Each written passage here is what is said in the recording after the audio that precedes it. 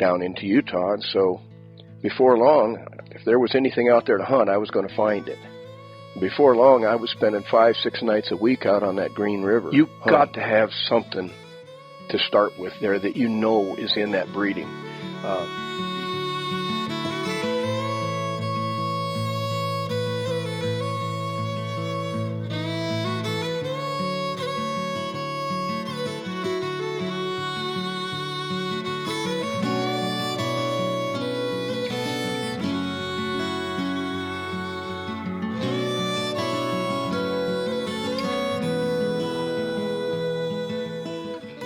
Came up northern New Mexico. I've been meaning to do this for, when did we start talking? 2 or 3 months ago? Or, well, we've known each other for a few years.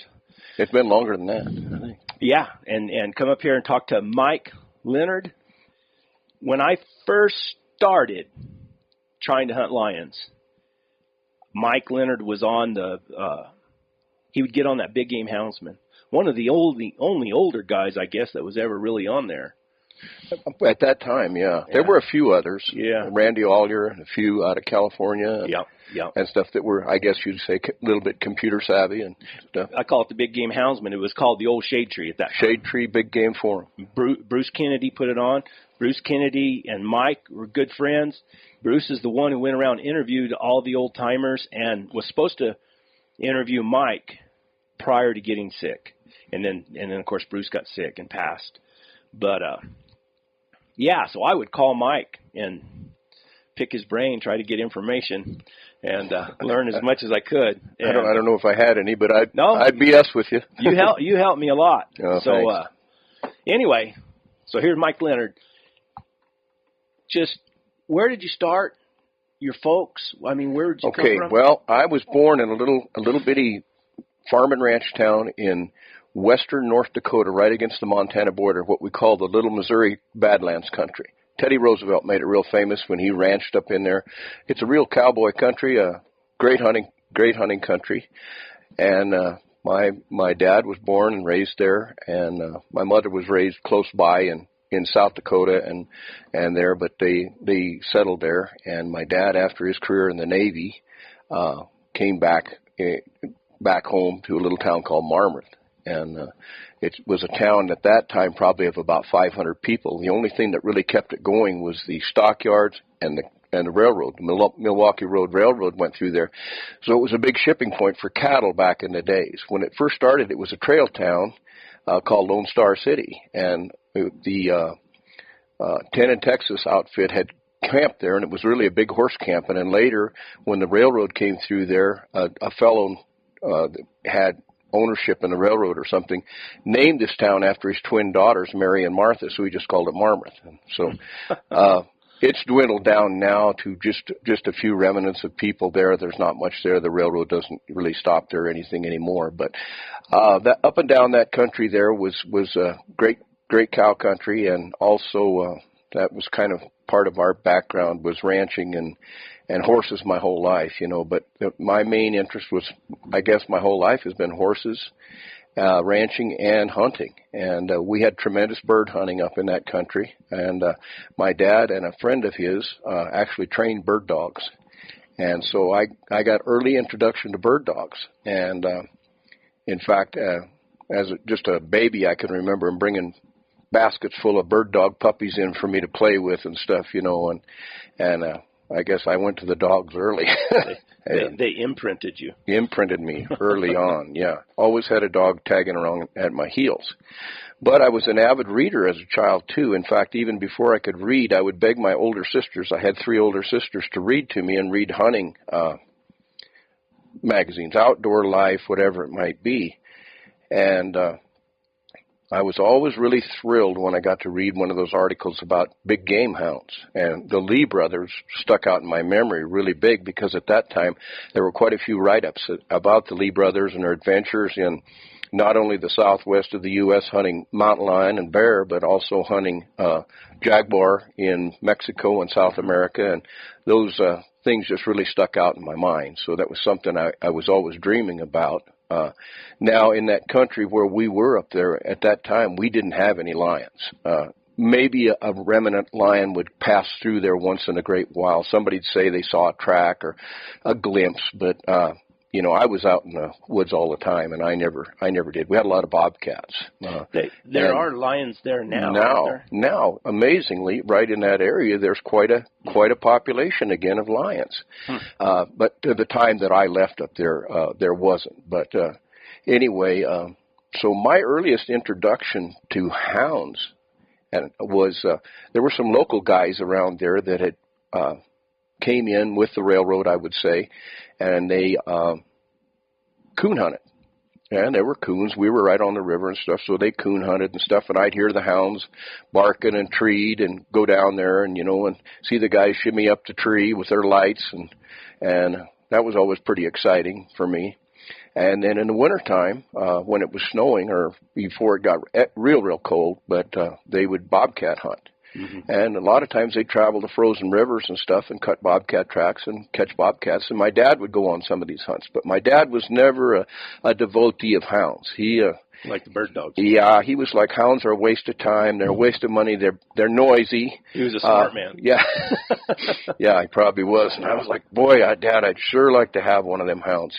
George, he had a friend, George Smith. I'd sure like to have one like George Smith has. He said, they're just bellowing and barking on bawling all the time. He says, you don't need that, and so, but that was a dream I had. So, I wasn't going to be dissuaded from that. So we had an English pointer, my dog, I called him Doc, and he had been trained as a bird dog, but I spoiled him just every way I could. And he was a gamey dog, though, and I could put him on just about anything I wanted, and he would try to catch it. And he'd catch things I didn't want him to catch, too, like the neighbor's geese and chickens and sheep. That ended up being part of his demise. But I got that dog where I could catch coons with him. Oh, wow. I could catch bobcats with him occasionally, even on the dry ground, because it wasn't always, snow and different things. And so I was just out there enough, and I still, he wasn't ideal. He would tree or look up, sight tree a little bit and things of that nature. And I'd show up with a bobcat or a coon, and where did you get that, And back then, bobcats weren't worth much. Coons were worth more than bobcats. But so that kind of was my early introduction to that. My family hunted all the time, though. Hunting and fishing was a big deal. I grew up with it, and the dogs, So. When did you get your first hound? I didn't get my own first hounds until I was about 20, I would say 21. Yeah. And I had gone off to college, went to college for a while. That didn't work out very well. Had gotten married very young. Came back, went to work, and I was living in a little hamlet-type place just outside of town that had 3 or 4 houses, and one of my neighbors was a coon hunter, and his name was Roger, and he had coon hounds. And so I would see him load up in the evening with his hounds, and head out and go coon hunting, and I thought, wow. So one day I was over talking to him. He said, would you like to go along? And I said, yeah, sure. Boy, was that a life-changing trip. Let me tell you. We headed out, and we got the dogs out, and they struck a coon track, and it wasn't too long, and they caught that coon on the ground, big coon. And by the time we were done, I think we'd caught 4 or 5 different coons around there in different wheat fields, corn fields, and different things. We didn't have a lot of trees in that country. We'd tree them up telephone posts, we'd tree them on haystacks, whatever. But I had more fun when I felt like, I felt like I had a lot of stress at that time, working and young family, already. And boy, I came back and I said, man, I'm reborn. Yeah. These hounds are something else. You were hooked. I was hooked. Well, I just couldn't wait, to get my own hounds. Well, his brother-in-law was from Oklahoma and was living there. He was a welder, and he had a couple of walker dogs, and he had litter pups coming up. Okay, so I said, can I put my name in the hat for one of them? Oh, yeah. Yeah. So I ended up getting one of those pups. Going back now, I know that the dog that he had, the male dog that he had, was a son of House's Bally. That's how long back that was, and his dog was an old dog at that time. And so I got a pup out of that, and I tried every way in the world to train that pup. I walked coons down. I chased them on foot. I did everything, and that dog was... he was the trashiest thing I think I've ever seen yet to this day. That dog could burn a deer or a coyote. And back then, we didn't have any tracking collars, shocking collars, nothing. We just at their mercy. And I mean, he could go, and I mean, the dog could flat trail fast, but I never could really get him broke or anything like that. And I was just having an awful time. But I still would go with the guys and the gang, you know, and we'd catch some, you know, but. I was pretty frustrated about the whole deal, and I ended up getting selected for jury duty, and actually sat on a case. And while I was there, the bailiff that was there was this old kind of a cowboy, crusty old cowboy guy that was there, and during an intercession or a break or something, he came over to me and he kind of winked at me and he said, I heard you've got a hound dog. I said, yeah. He said, well, I got some hounds. I said, really? He said, yeah, would you like to come over and see them sometime?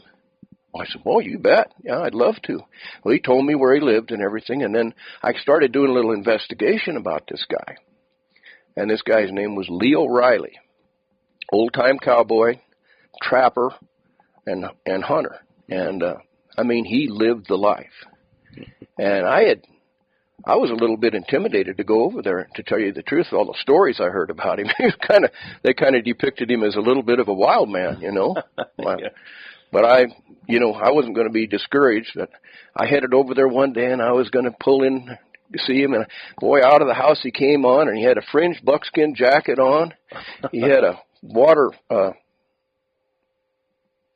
can in one hand and a rifle under his arm, and he went out and he had a little scout, one of those little international scouts, and he had a dog box on the back of it. Out he went to the pen, and he snapped open that pen, and I saw 2 or 3 big old blue ticks and black and tans trot out of there and over to that truck and jump in, and he pitched that rifle in and jumped in, and away he went. And I was like, oh man, I got to see this guy, you know. Well, long story short, I got up the courage and I went back over there, and we became the greatest of friends.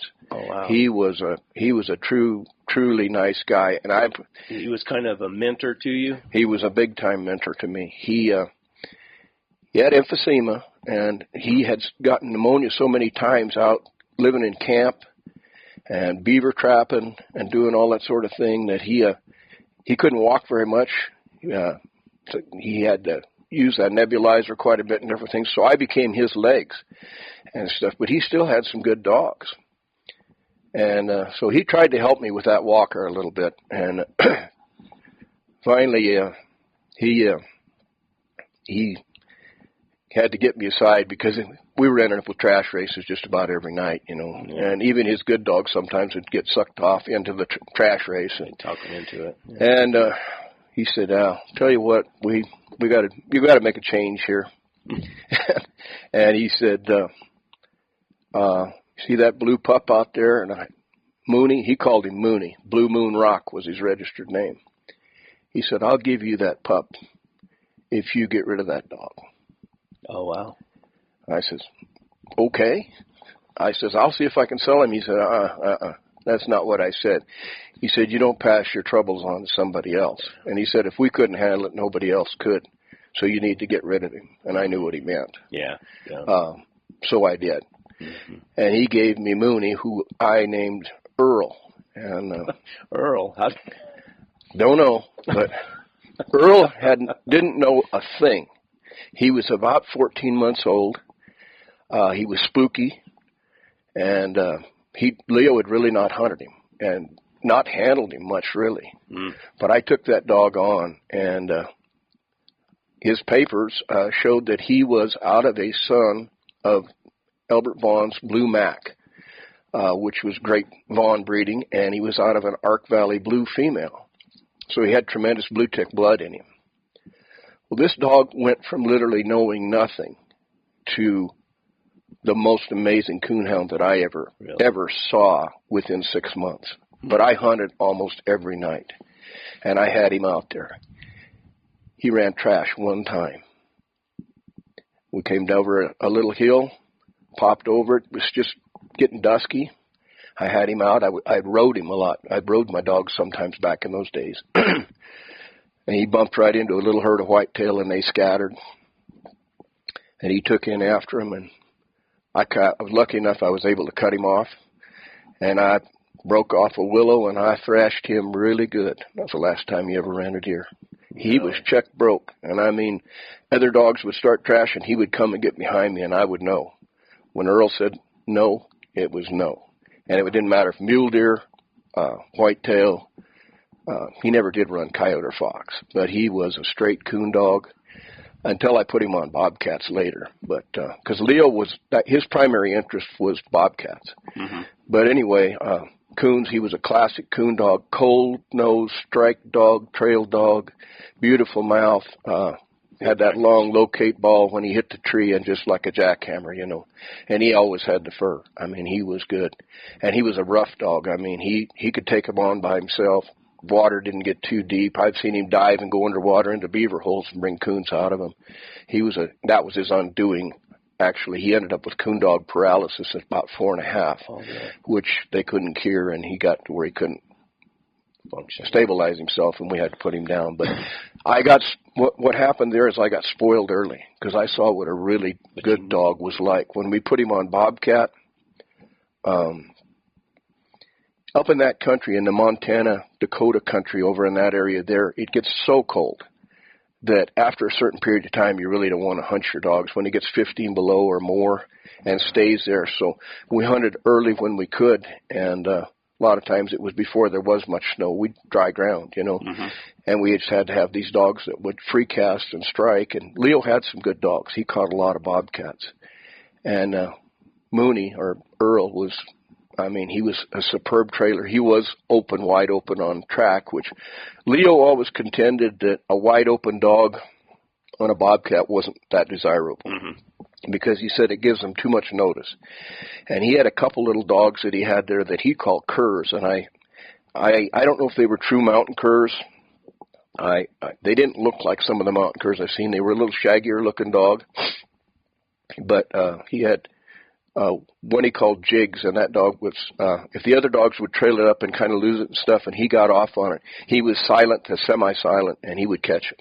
And so we caught quite a few. On the trail dogs that you had, like at that time, was it speed or accuracy? Accuracy, absolutely. And we can get into that a little bit later, but and I'm not a professional bobcat hunter at all by any means. I've caught some, you know. I love a good bobcat race, western bobcat hunting. I've never hunted like they do in the piney woods or like they do in South Texas and different things with packs of running type dogs and stuff. So it might take different dogs for that kind of stuff, but a good accurate dog, you really have to have it. I feel. And so, but anyway, getting back to Earl, he was good. And looking back now, knowing what I know now, he would have made an absolutely outstanding lion dog. But I never got to run lion with him. He would have been tremendous because he had a great cold nose.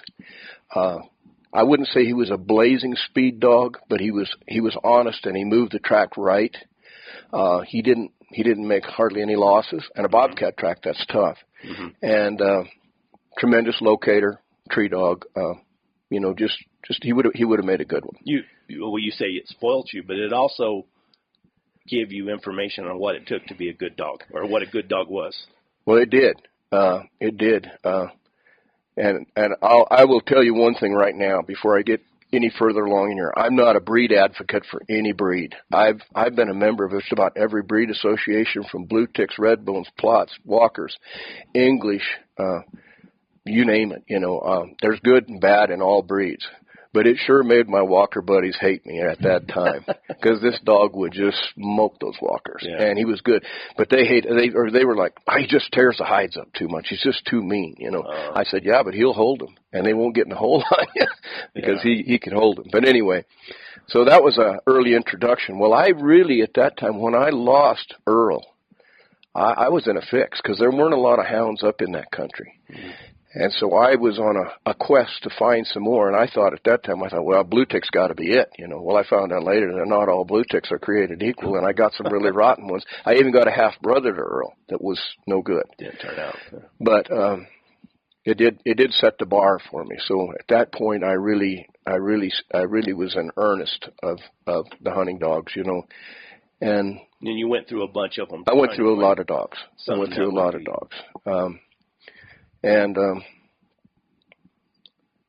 I tried just about everything, you know, and I had some good ones. And at that time, I was hunting during the months, you know, you would call hunting months, almost 7 nights a week. And on the weekends, I was hunting the days. And I was just ate up. You might see me out with my friends had, like you did, had greyhounds. Mm-hmm. I love to run greyhounds, and I might run greyhounds all day and run hounds all night. You know, I just ate up with it. Sleep a couple hours and just keep going. Sleep was overrated. Yeah, sleep was at that time. Not that way anymore. Or like they say we got enough time to sleep when we die. Yeah. Well, I did that for a long time. I mean, I was living on hunting, and I didn't have an ounce of fat on me, and I could run for miles. And I'll tell you what, I was not very flush when it came to the money program. I can remember having to hold my pants up with sash cord because I got so skinny and living on, you know, hound power, you know. What were the biggest, when you said you went through lots of dogs, was there a common thread or fault with the dogs? I mean, they wouldn't cold trail, they fight, or, you know, what was it? Well, there was a little bit of everything. I had some fighters. I had dogs that just weren't good track dogs. I had dogs just kind of a mixed match of dogs. You know, and occasionally you'd crop out with a pretty decent dog. But I wasn't going to the highest quality probably at that time. And so later, about the time I left that country up there, I started into the oil field, you know, work that I was doing, and I got transferred to Wyoming. And what I would consider at that time, just before I left there, I had purchased a couple of pups from a fellow in Tennessee, Gene Hicks in Tennessee, and they were registered black and tans. And I liked the houndy dog, and we got him started up there. My main older dog's name was Gunsmoke, and he was a big dog. He was probably, I would say, 75 pounds. Had those 28-inch long ears, and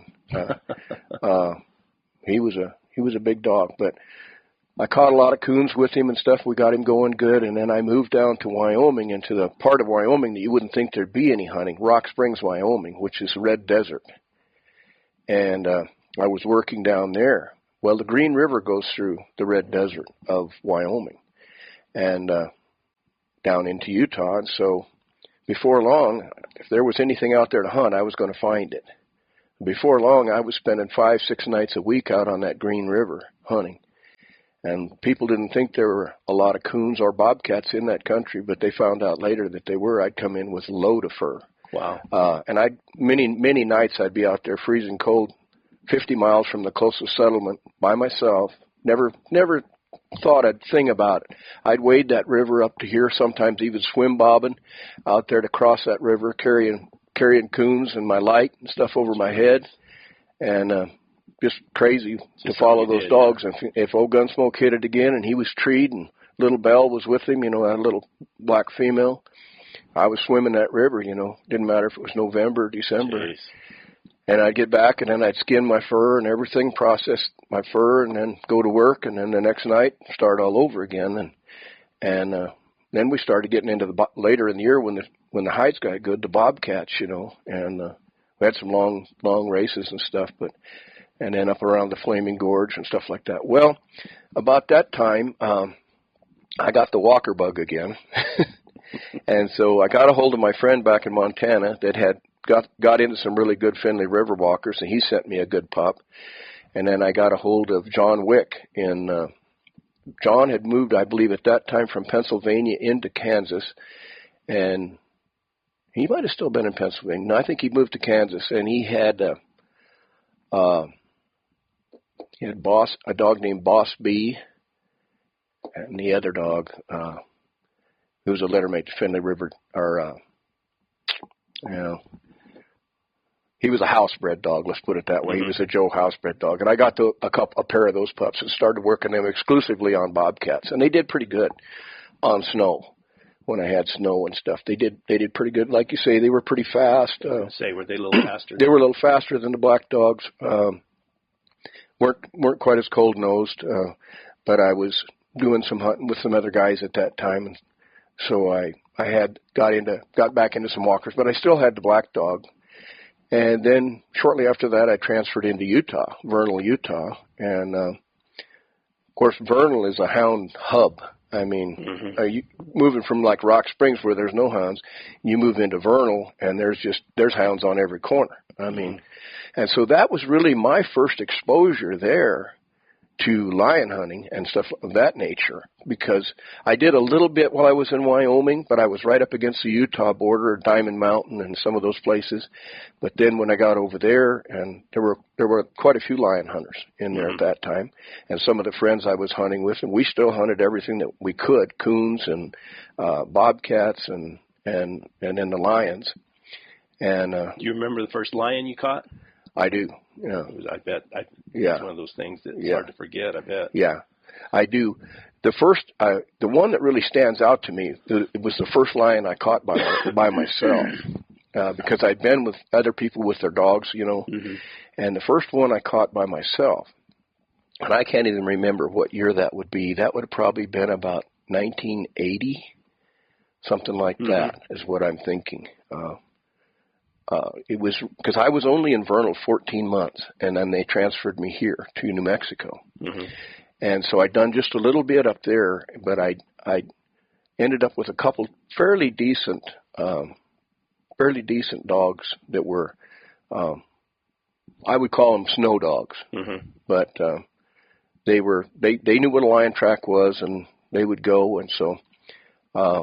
Lion season opened here in New Mexico at that time. We had a stricter season. I don't believe it opened until, I think it was December 1st or December 15th back then. And so I had been all over the Carson. I'd been cutting lion tracks and everything, and just couldn't wait, And first time out, I had two dogs. I had a plot dog named Hawk, and I had a crossbred blue tick plot dog that I got from Otis Baker in Flagstaff, Arizona, called Sparky. And old Sparky was a pretty good lion and bear dog, and he'd run bobcats too. But boy, he would smoke a coyote. I mean, and you couldn't break him off coyotes. I mean, you could. By that time, I'd gotten my first Tritronics, but it didn't matter to Sparky. He was just a suggestion to him, and he didn't like suggestions. So, but if I could get him on a line track, he was all right. So. A friend of mine from here in town went with me, and we got out there, and lo and behold, it was just almost too picture perfect for us, We start down this forest road, and we had a little fresh snow cover and everything, and come around the bend, and boom, there's a fresh lion track crossing the road. Well, we kicked Sparky and Hawk out on it, and down through the canyon they went, and up on the other side, and they treed, and we got over there, and that was the first lion, and that I treed by myself. Of course, I had to shoot it. You always have to shoot it. It wasn't very big, but I had to shoot it. There's never going to be another. Yeah. So anyway, boy, at that time, I mean, come to town with that, and I probably still have pictures of it out there in my pile of pictures, and I was a dyed-in-the-wool lion hunter then. Well, at that time, there were quite a few lion hunters out there, but so that kind of progressed on from there, but after that, it was just Katie bar the door. I mean, hunting every time we could go, hunt lions. Yeah. And at that time, I really hadn't got acquainted with anybody that was what I would call a true bare ground, dry ground lion hunter. I read a lot about it, but everybody that I knew basically hunted snow at that time. Because the area you were at. Yeah, and the area we're at, when the season was on, it was higher country, and some of the best snow hunting in the world it could be right here because, and I've always tell people that sometimes it's ridiculously easy due to the fact that we have this canyon country that has a lot of deer and a lot of elk on it, and due to the fact that we have an oil and gas economy around here, so the oil and gas companies put roads down every canyon top and down every canyon bottom, and so people could drive. It was tough on the lions. It was tough on the lions, and there was a few mesas out there that I could show you today that have had more lions caught on them than any place in New Mexico. Really? Right here in this, what we call Unit 2. And even to this day, the lions still come in there because they're fed in there in kind of incubator stages from the Southern Ute Reservation on the north, the Jicarilla Reservation, and Colorado, and the high country. So it's just a funnel for them. It's kind of a funnel for them. And so there'll always be lions there. But nowadays, back then we'd see a lion hunter now and then. I might go out and I might run into Dick Ray, who was a very well-known outfitter out there, or his son Mike, and they were always great guys, great friends of mine, tremendous lion hunters. They really know the stuff, and I might occasionally see somebody else, but very seldom. Did he hunt that area? Cecil Ralston did hunt the area. In fact, he and Dick hunted together for some years, and then they kind of had a going apart. Imagine that. I hunted with Cecil too. And I never really hunted with Dick, but I knew Dick real well, and Dick was a man of his word, and he had some funny stories.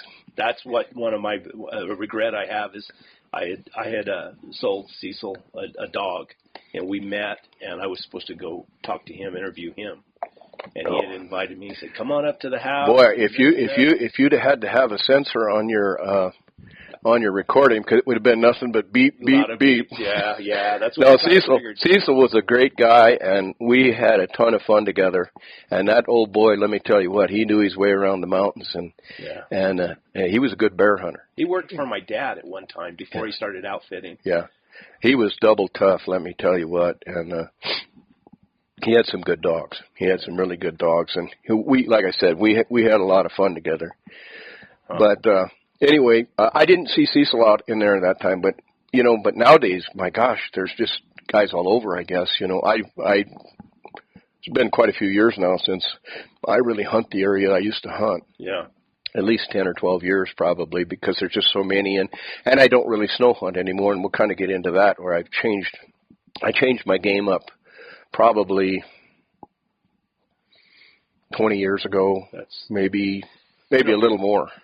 When I got to hunt with Orville, that was one of the things that he had said. Of course, Orville he was pretty ornery. Oh, boy. He said, they want to save the lions. He said they need to shut down the lion season from November to April. Right. And he said then they won't have to worry about he said there'll be plenty of lions. He was right in that respect. And I wrote an article, and it was actually sent to the game department some years ago. I can give you a copy of it. I believe I still have it. I called it cougar management or a shot in the dark, and I don't think they liked it very well, but I proposed at one time to do my own lion study on my own dime up here, because later on you'll hear that I was used by the game department, for problem lions and different things once I developed a pack of dry ground dogs. But Orville was right in that respect, and the bulk of the lions taken in the state nowadays really is from I-40 north.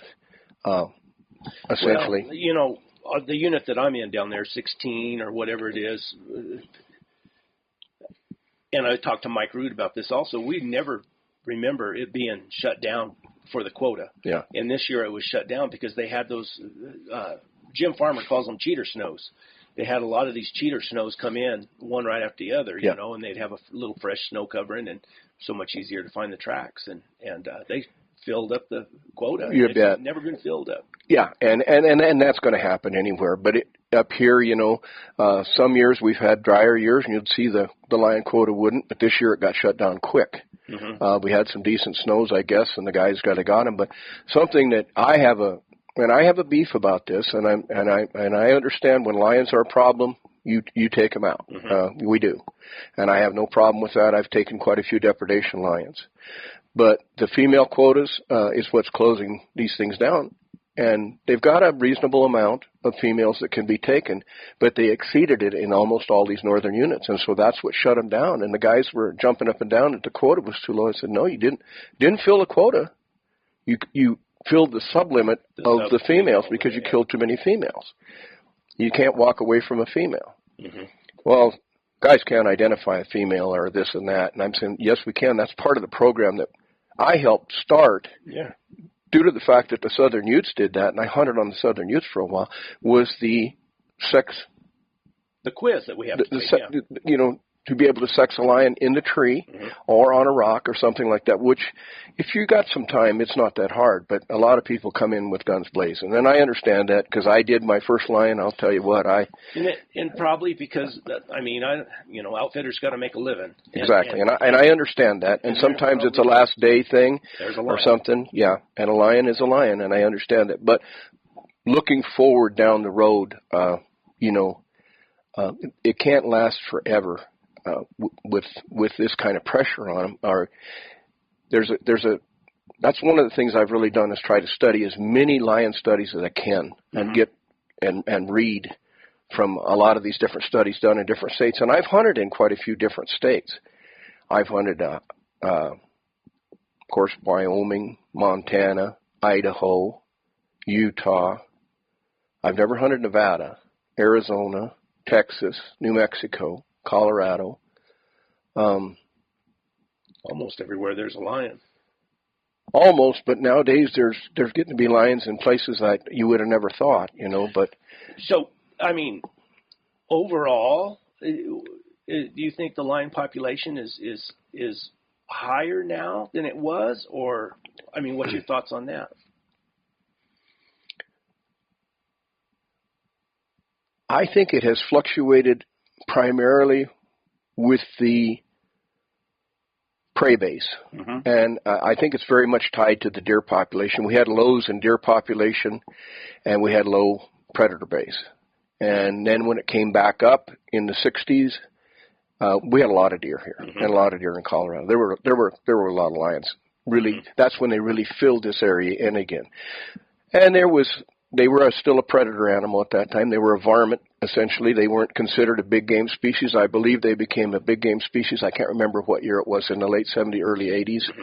And so, yeah, they were trapped. They were poisoned. They were whatever. Essentially, I think there's still a good number of lions. But lions will never be sick. That's just not their nature. It's not their nature. Yeah. The highest cause of lion mortality is lions, and we know that. And you start killing a bunch of toms, you're going to end up with a lot of dead subs, because when the new toms come in, we know that they're going to clean the area out of any of the remnants of the lion that's gone, progeny, to bring the females back into heat, and they try to do that and set up their own kingdom. So to have a real stable lion population, what you call real stable, you almost have to not do any trophy hunting, which I'm not in agreement with that either.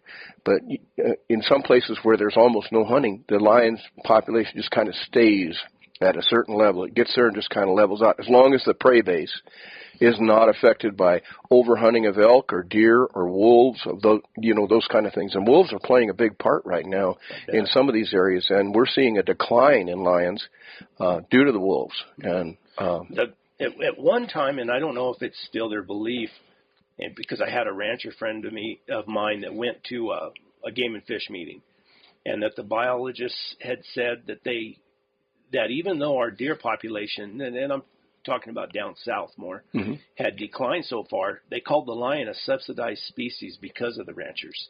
They said because they switched to eating calves. And, I don't know.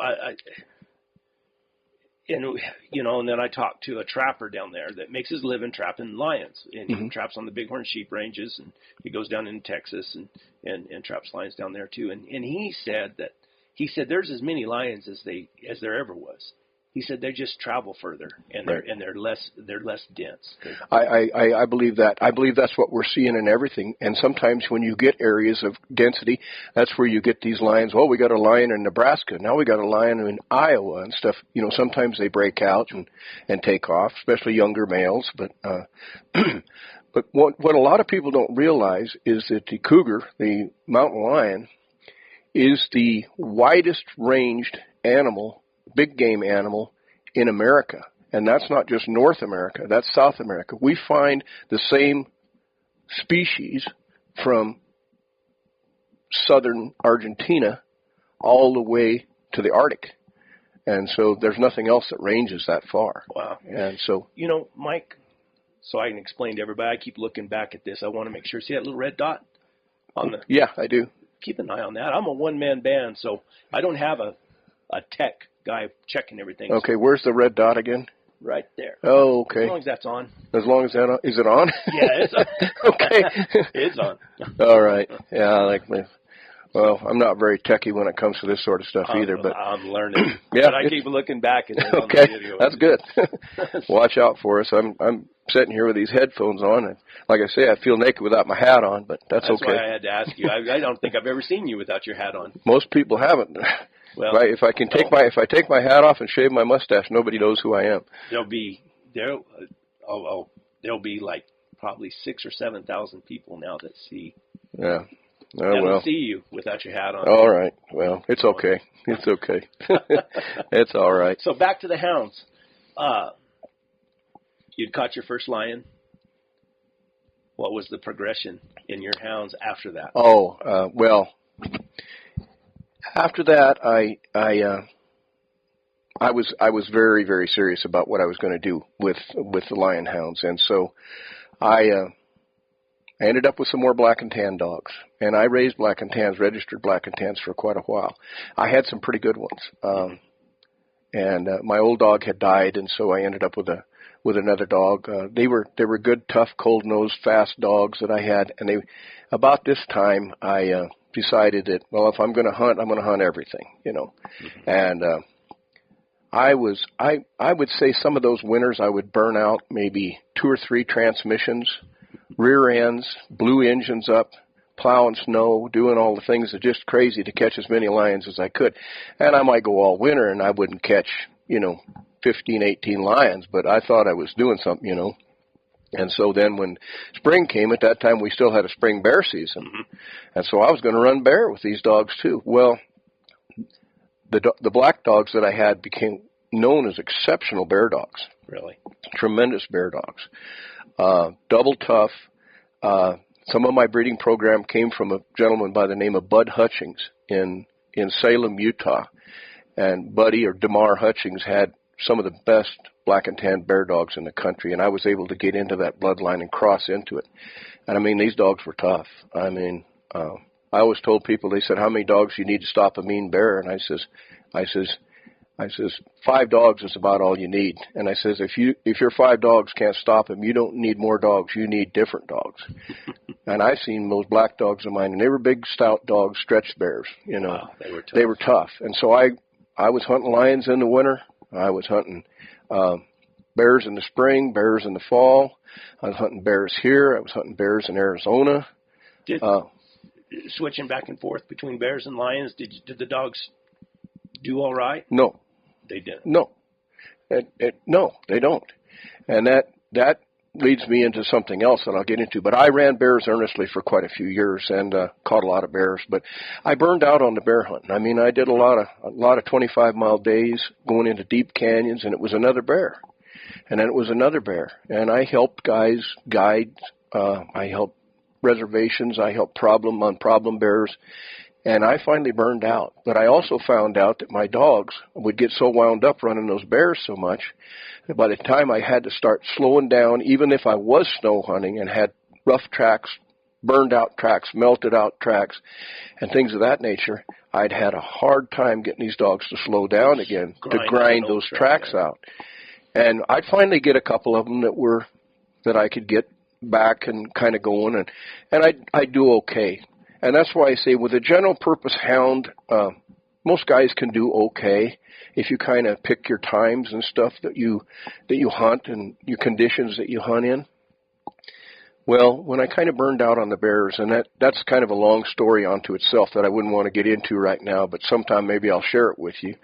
But I really did lose my stomach for running them, and nothing against bear hunting, and bear hunters, they love it. And, for you, I mean, you just had I just burned out on it, and you'd seen enough bears and killed enough bears. I killed quite a few. Yeah, I had to kill quite a few. You didn't see any value in hunting them anymore. No, and it just started to not set right with me, and I had to make a change on that, and I had some problems in my life at that time too, some health problems and marital problems and different things, and so I kind of shifted around, and so I kind of got away from bear hunting so much. I still had friends here that are great bear hunters and stuff, and I'd go with them once in a while, and I mean, gosh, I can remember days catching 5-6 bear a day. Wow. I mean, so when you decided to quit bear hunting, did you get out of the black and tan? I did. My last black and tans, I actually sold to a family in Oklahoma that came up here every year and bear hunted with me. I sold some, and I traded some for mules, and I got out of them. I did. And at that time, I had enough exposure by spending time in Arizona and meeting people over there and hunting with them, that I had enough exposure to some of the old strain dogs. And so I said, I think that's what I want to do. And luckily I had friends and different things, and so I was able to meet a lot of people. I kind of went on a history quest around meeting old-time lion hunters and picking their brains and things of that nature, and hunting with guys that knew the Lee brothers. And of course, Wiley Carroll became a great friend of mine in East Ely, Nevada. Got to meet quite a few people because of him. Had some people even come and spend time with me and hunt with me, bring dogs out here and stuff. A fellow by the name of Pete Gill out of California, who had been a government hunter out there, and a great friend of Steve Mathis as well. Oh, wow. Came and spent a couple years with me. Let me turn that down just a tad. Sure.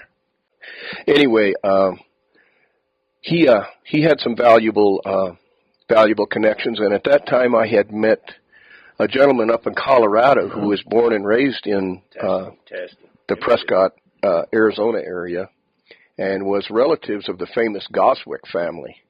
Meeting this gentleman in Colorado, his name was Buddy Stevens, and he actually was related to the Goswick family from Arizona, and he had spent over 20 years hunting with Giles Goswick, who was the older Goswick, and developed the Goswick strain of dogs. And when he moved to Colorado, he took some of that breeding stock with him to Olathe, Colorado, and I got to be friends with Buddy and got some dogs from him, and ended up over the years getting quite a few dogs out of that strain. And my greatest dog ever, the dog I showed you here, I would say the greatest dog.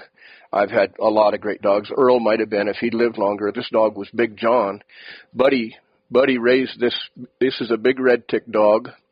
His mother was a blue tick, and his father was a big red tick. And this dog had original Goswick breeding in him, as well as an outcross to the hounds we call laser strain hounds out of British Columbia, Canada.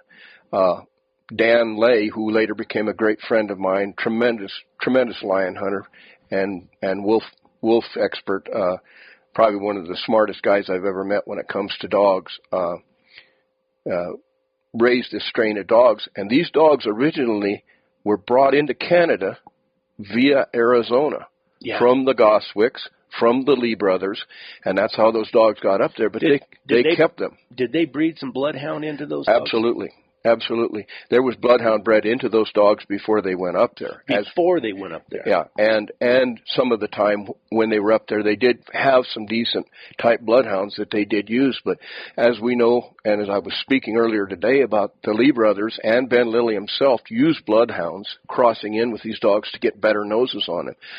Ben Lilly went back to Bloodhound and Cuban Bloodhound several times to enhance the scenting ability when he brought his dogs out of Louisiana to start with, because they couldn't quite handle the desert climate.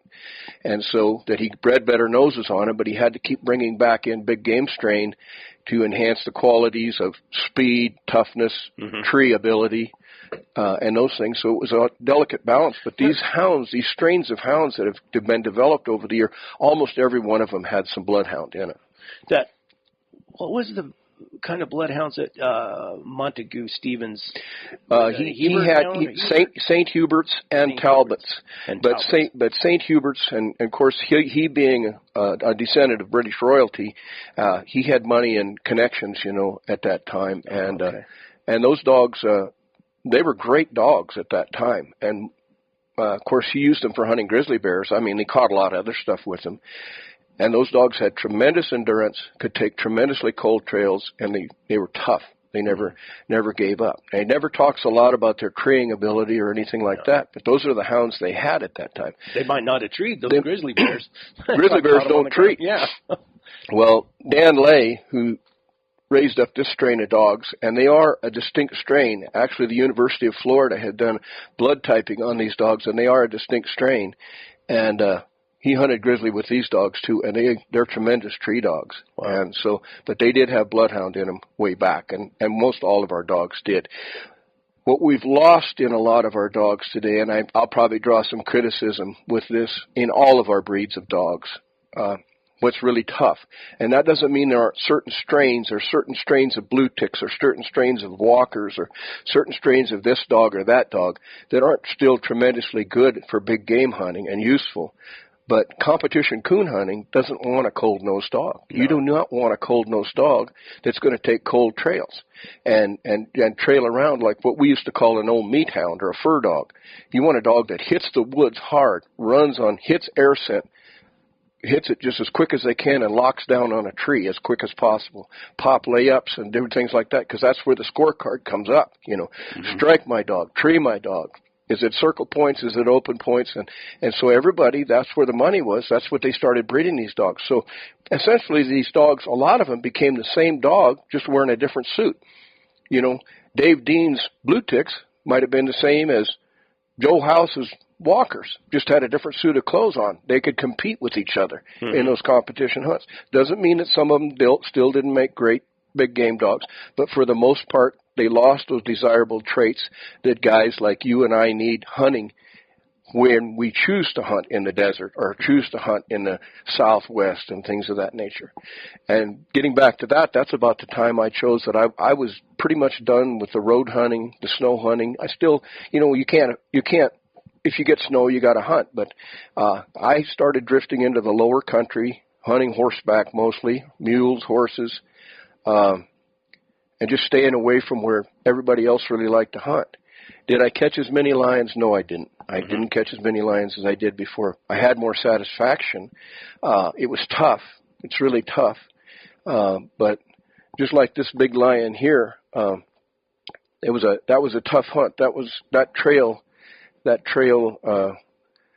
was I started the trail probably it was in the 60s and probably 80 when I caught the lion. Wow. And we were lucky to catch him. You can see that he's got the summer fur on him. He's kind of burned, but I did get a break on him from the day before, but I went 18 miles. Wow. And then my son and I, on the second day, we thought we lost him, and we had dogs that were the type I'm talking about. I didn't have Big John at that time. He'd already passed, but I don't know if I'll have some pictures to show you some of my A string of dogs I had at that time. Dogs like Gunner, Kate, Booger, Josie, Old Blue, who's become kind of a legend. All of these dogs had a lot of the old big game strain dogs in them. Yeah, they might look like a walker, they might look like a high tan, and they might look like a red tick, but they had a lot of the old strain blood in them. And so they were patient dogs. They would pound on a track and pound on a track, but they could get up and run, if they needed to. Mm-hmm. And that's the only reason we caught him. And my famous Gunner dog, this was his last lion. This lion knocked him off a bluff. And where he was laid up when he finally found him laid up.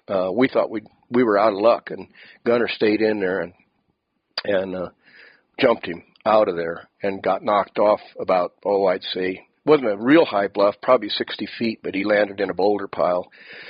He crawled out of there, and when the lion came out, we didn't see it, but we saw the dogs trailing back across the top. I could hear them. We were sitting on our horses, and we started down, and we could just, it was so dry, you could see the trail of the dogs by the dust above them, running him. But here come old Gunner straggling out of the canyon, and he was just barely able to stagger along and walk. And so I tried to put him up on my horse, and he wasn't going to have that. He wouldn't do it. And so by that time, we'd lost hearing of the dogs. And so I said, well, the old bugger will either make it or he won't, or we'll come back and get him, Mm-hmm. And so we headed towards the direction of the dogs, and even jumped this big lion run about a mile.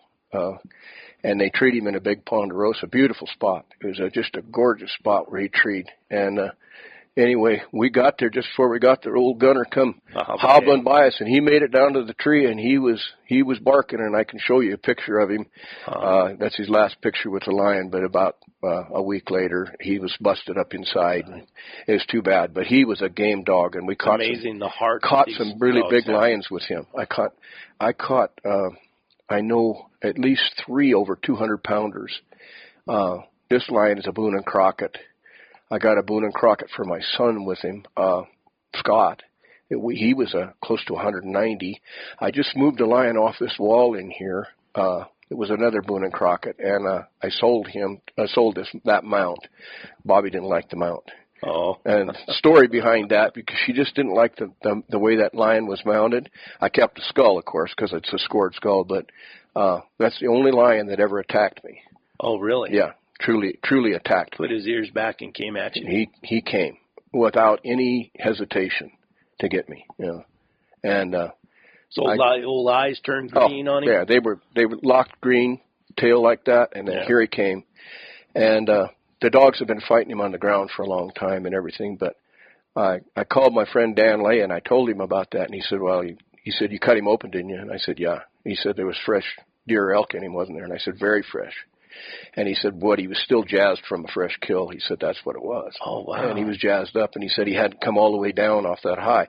And sometimes he says, and knowing wolves the way he does, he says wolves will be very careful around a lion, even a big tom lion, while he's just made a kill, because they know he's still jazzed up and he's still got the kill in his eyes. Mm-hmm. When those eyes turn green and lock, it's a different lion than when before. Mm-hmm. And so the wolves will just go off and just lay down and pant and wait and wag their tails and stuff like that, and wait till he kind of comes down, and then he kind of gets sleepy or whatever, and they'll come in and take the kill away from him. Then they will climb a tree and get away from him? Yep, but before that, they come in, or some of them are going to die. So you think that lion was, you jumped him off a kill? Yeah.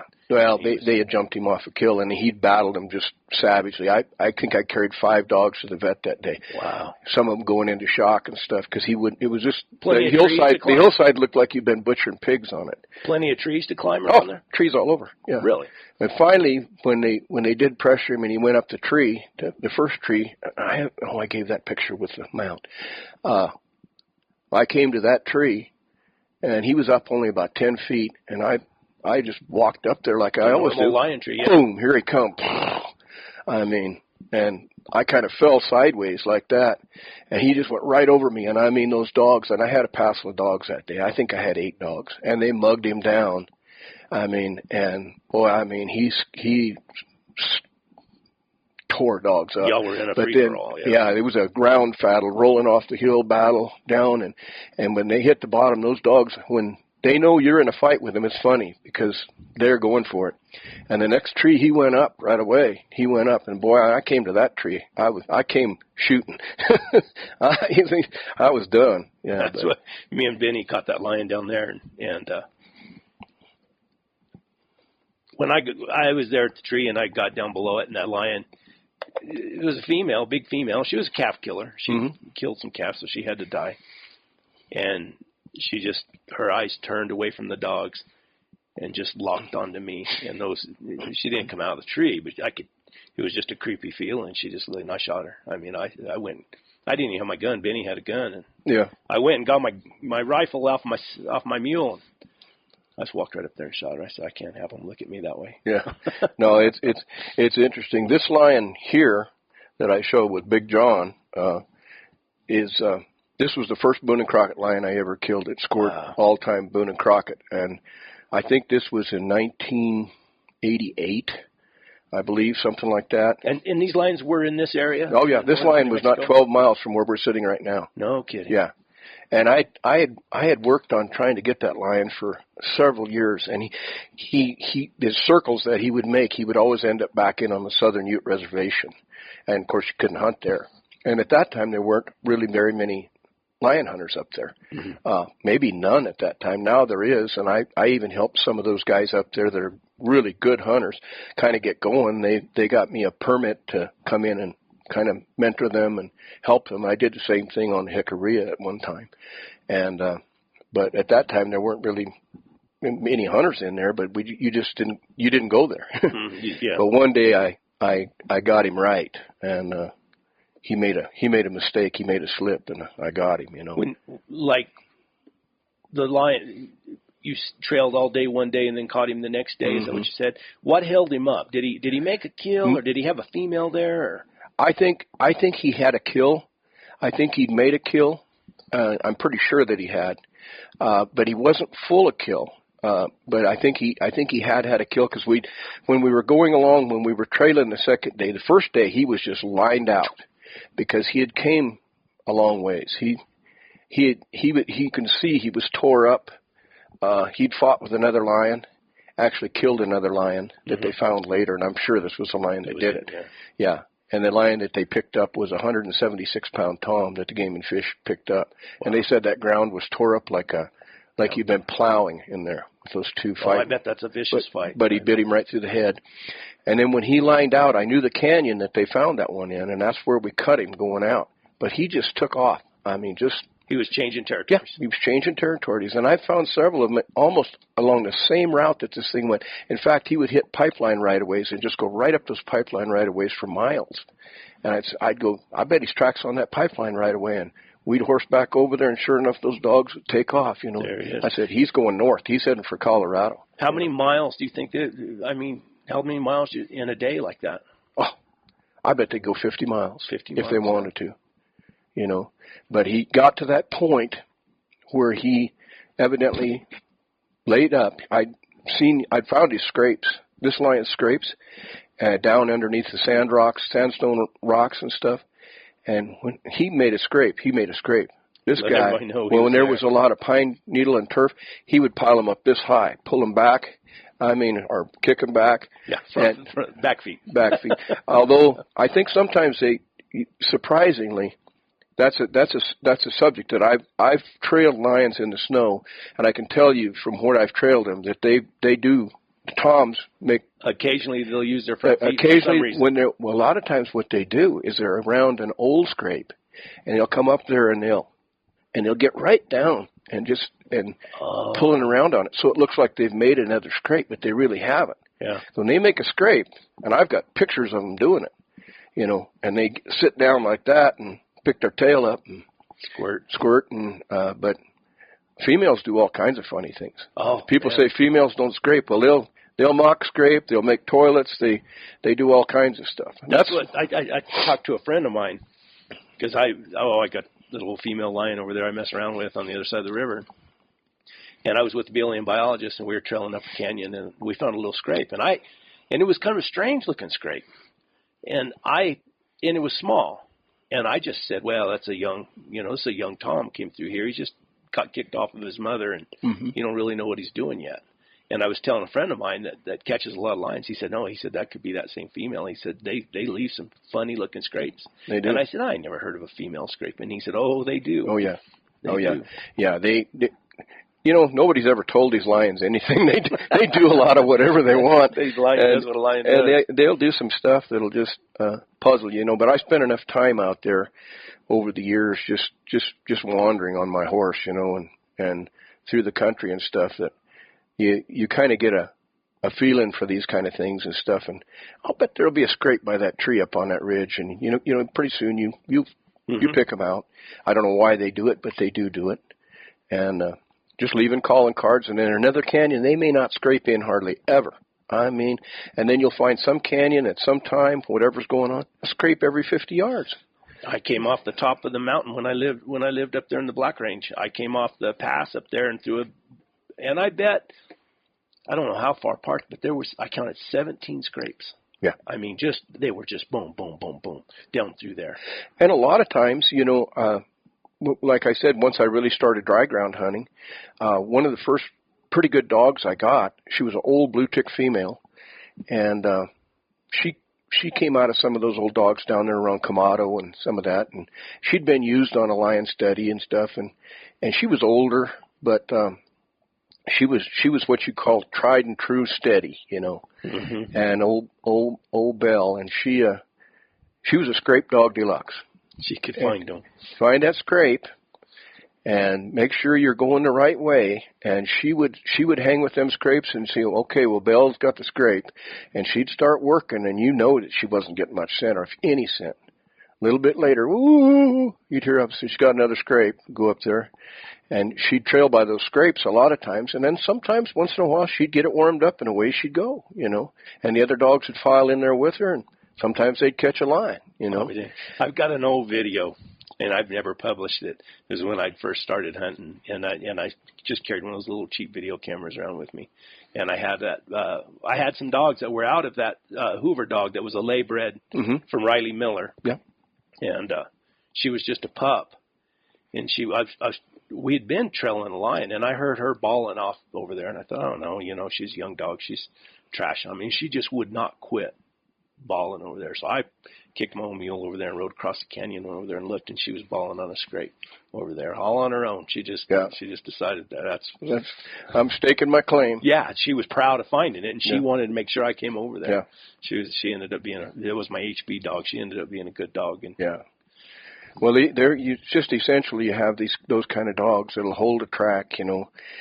And the longer I got into the dry ground work and dry ground hunting and stuff, pretty much all the other stuff just kind of went by the wayside with me. And just the challenge and the fascination, or time spent out in the woods too, you know, just I just a lot of people say, "Oh, you pretty much quit hunting, haven't you?" And I don't hunt as much as I used to. That's for sure now. But over the years, and I say, "Well, no, I've been hunting pretty hard, actually. We never see you."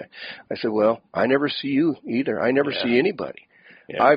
I could go sometimes years out there a horseback and never see another lion.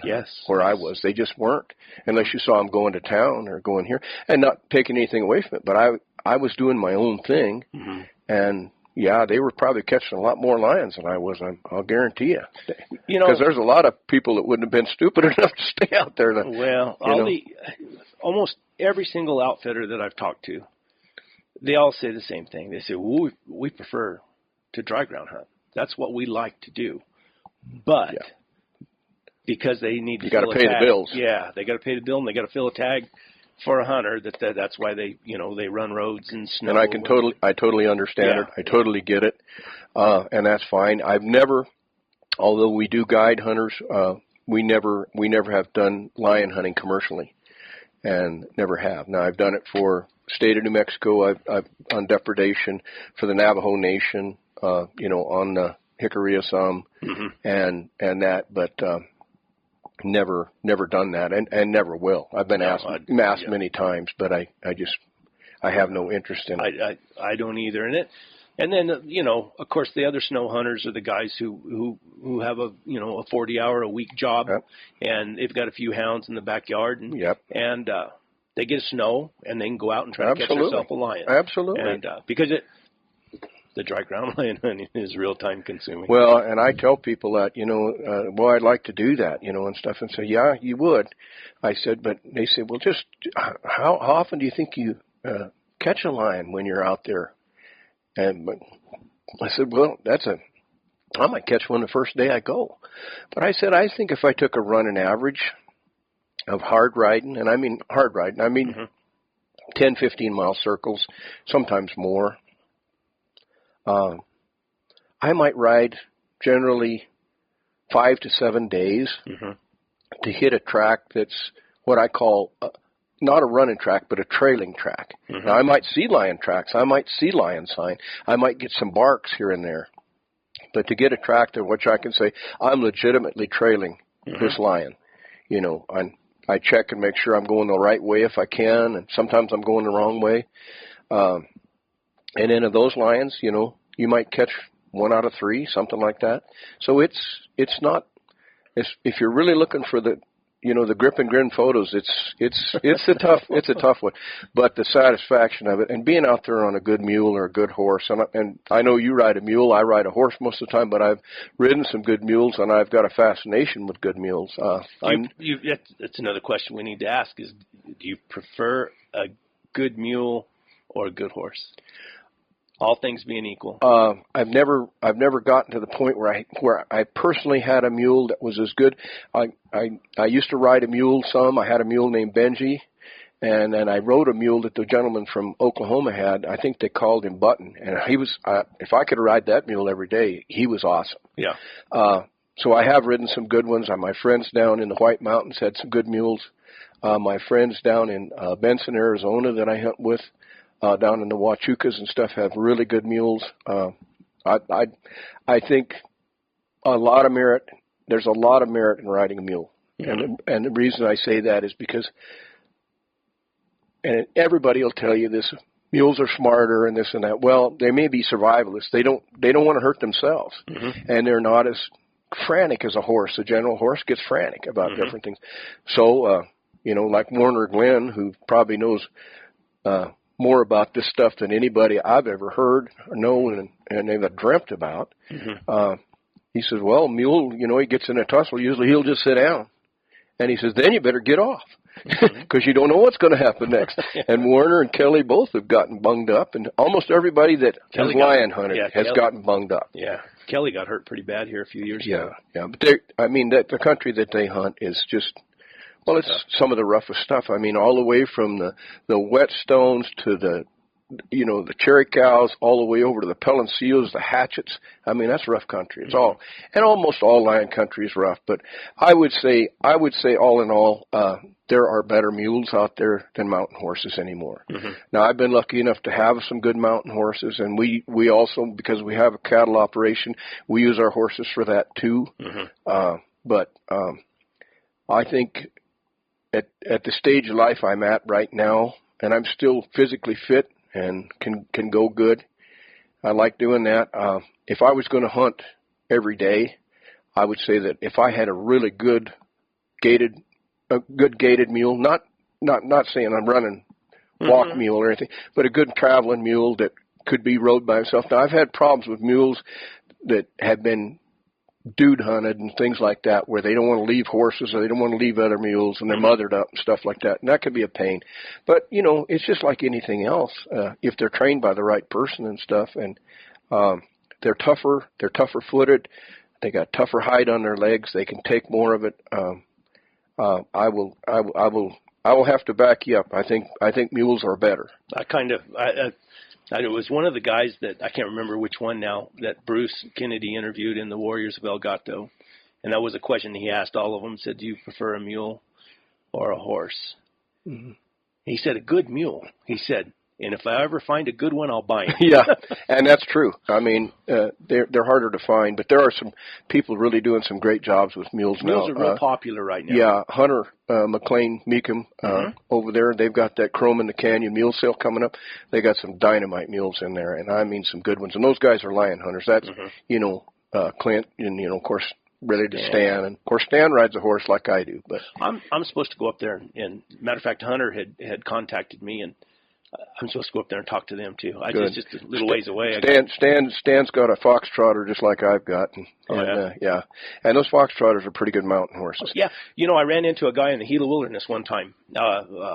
We were up there hunting, and an old man. and he had a bad back, I think, Mm-hmm. and he had a foxtrotter, and he said, that's the smoothest thing. Oh, they are. They're smooth, and they can really take the mountains. Now, walking horses don't work well because of the way their overstride is, but foxtrotters, that's why they're the national horse of the Park Service and stuff. Wow. Because they can, like they say, you can ride all day and dance all night. They are good, and they can really eat up the ground if you got a good one. But it's like anything else. Good mountain horses. I remember Warner being interviewed here a while back, and he said that someone asked him, "Did you guys always ride mules?" And he said, "No. When we raised our own horses, when Daddy and his dad, Marvin Glenn." He said, when we raised our own, we had really good mountain horses, but he said it's hard to find a good mountain horse anymore, so we gravitated to mules. Now, that's the interesting story there. I've never met Warner in person, never met him in person, and I've never met his dad in person, but I talked to his dad several times, and we corresponded by letters and different things. Oh, wow. He was nice enough to answer my letters and answer questions and stuff. He was just a really nice guy. Yeah. And I've never met Warner. I'd like to. Yeah. I'd like to. Yeah. I've hunted with Keith, and Keith hunted with Warner. I'll give you a link to a really good interview that Tyler Webster, the bird hunting guy, did here a while back. His family's been friends with the Glens forever, and his sister runs a bed and breakfast in Douglas, and so they went out and did an interview with Warner and Kelly, and it's a really good interview. Funny story. He talks about his dog, and of course you know Johnny Clump, and I know Johnny Clump, and he has a really funny story about one of the best dogs he ever got from Johnny Clump, because Johnny wanted to trade him a dog, and he said, well, they're all promised away, and he says, oh, no, they're not either. We're going to make a trade. And he did, and he said that dog didn't do a lick till he was 18 months old. Yeah. Walker-type dog, said followed around, muled around, didn't do nothing. And he says, I'm going to have to do something. He called him Clump. And one day they had a lion in a hole, and some reason they bumped that lion, and that lion came out of that hole and run over that Clump dog, and that Clump dog let a shriek out and took after that lion and down the canyon a long ways and treed that lion by himself, and after that he was a lion dog, and one of the best they ever had. He said he just woke up. He said, oh, there's something out here. There's something out here. That's pretty cool. That's funny, and I've seen dogs like that, late bloomers and late starters, and all of a sudden something causes them to just click and away they go. Mm-hmm. And I've had some dogs that started really, really young, and I've seen some of them kind of table out and never get that much better. So I'm not a real hardcore on my pups, especially. And I've raised a lot of dogs. I was thinking the other day, and I've kind of rolled this back over my mind. Even living in this place here, I've probably had over 200 here. Wow. And I probably had over 400 hounds in my career so far. And I'm down now to just less than a dozen. Mm-hmm. But and then I've got some mixed breeds, and of course my bird dogs. But all things being equal, it's just really tough to say with those pups. You know, you've got to stick with them. If they're bred right, you got to stick with them a while and really see what you got. Because what do you think is the hardest thing to come by in these dry ground hounds? What is it? The nose? It's the nose. Cold trailing? It's the brain, but the nose tied to the brain. Yeah. You can get almost anything else. Hunting hard hunting dogs. You can get dogs that hunt like a pointer bird dog. I mean, they're here and here, and I like a busy dog. Mm-hmm. I like a dog that's busy, but I don't want a dog wearing himself out either. Mm-hmm. Of course, I control my dogs, and I keep my dogs fairly close to my saddle animal. Most of my dogs all handle to a whistle, and I can later with my other dogs I can give them hand signals and tell them where to go, and things of that nature, and they listen to me, and so I don't want them just burning the ground up, like they're looking for a quail or something. Like a bird dog, yeah. Yeah, because they'll burn out. Mm-hmm. But I do want them busy. I want them there. But a lot of times, you and I both, we try to ride our dogs to where we think a lion might trail. But he might be down under that bluff down there, and they've got to go down there. And so I'm over here, and I'll say, Benny, get down there and look, Yeah. Or, and they will. They'll look at you and do it.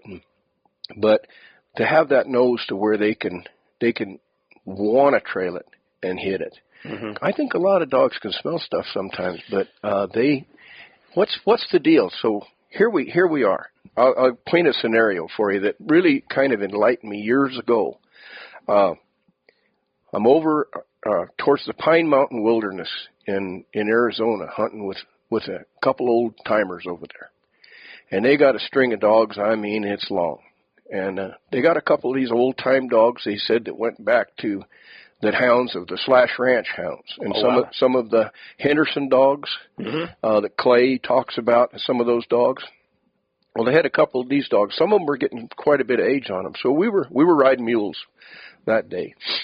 And we're up and going through all this stuff and everything, and it's dusty, and it's, you know, it doesn't look very good. It's rocky and hard. And so we're going down this ridge. And here's a mule and another mule and another mule and all these dogs and stuff. And coming along behind here's an old red dog, you know.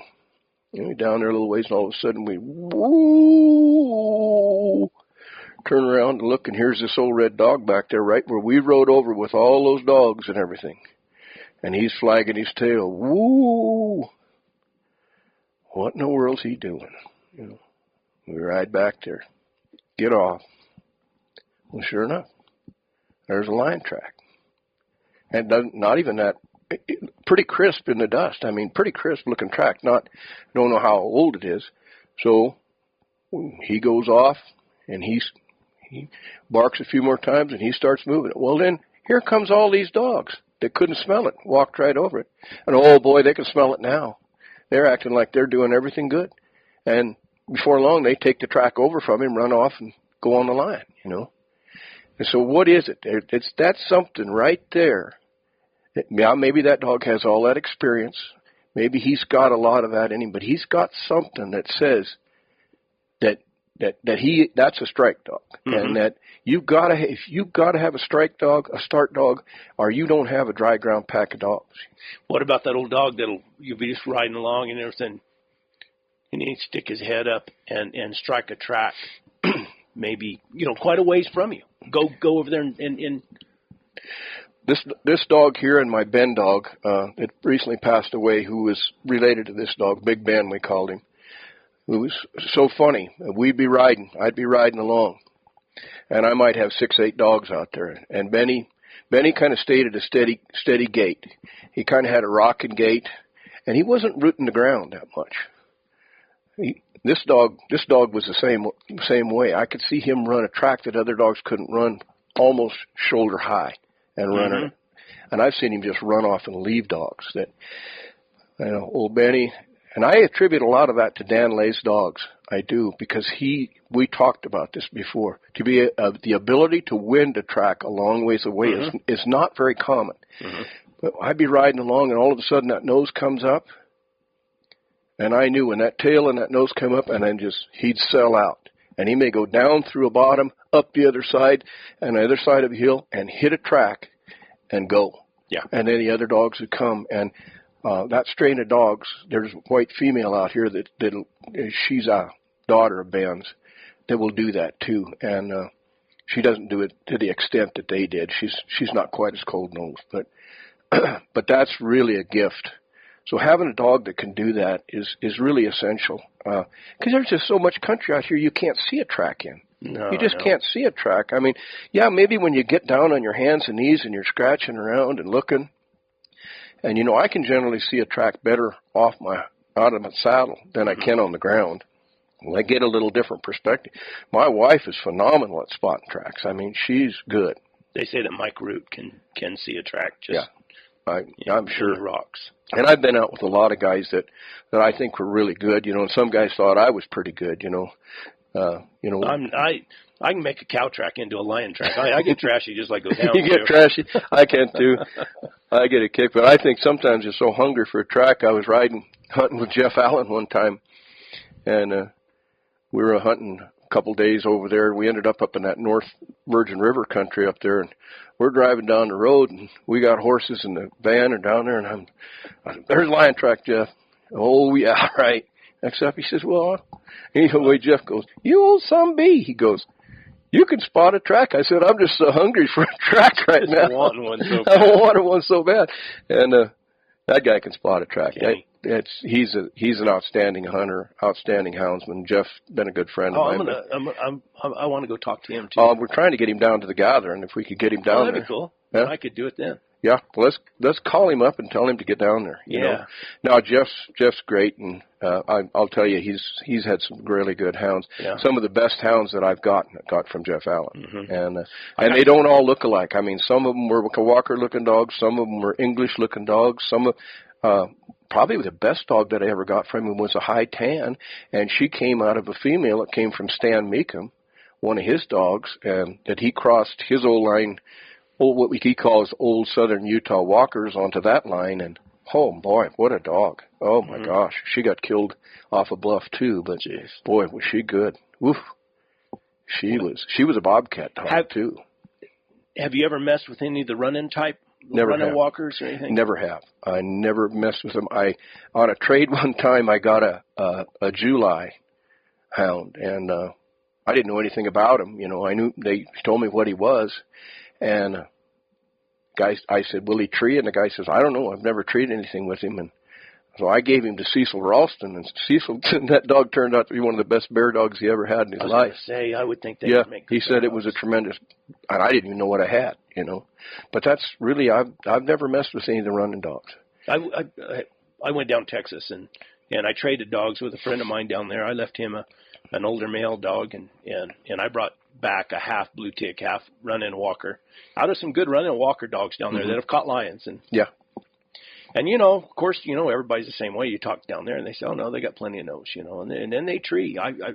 We got videos of their dogs treeing down there, and of course, you know, you're talking about Shorty having getting that Hager dog, and but he's almost all running dogs.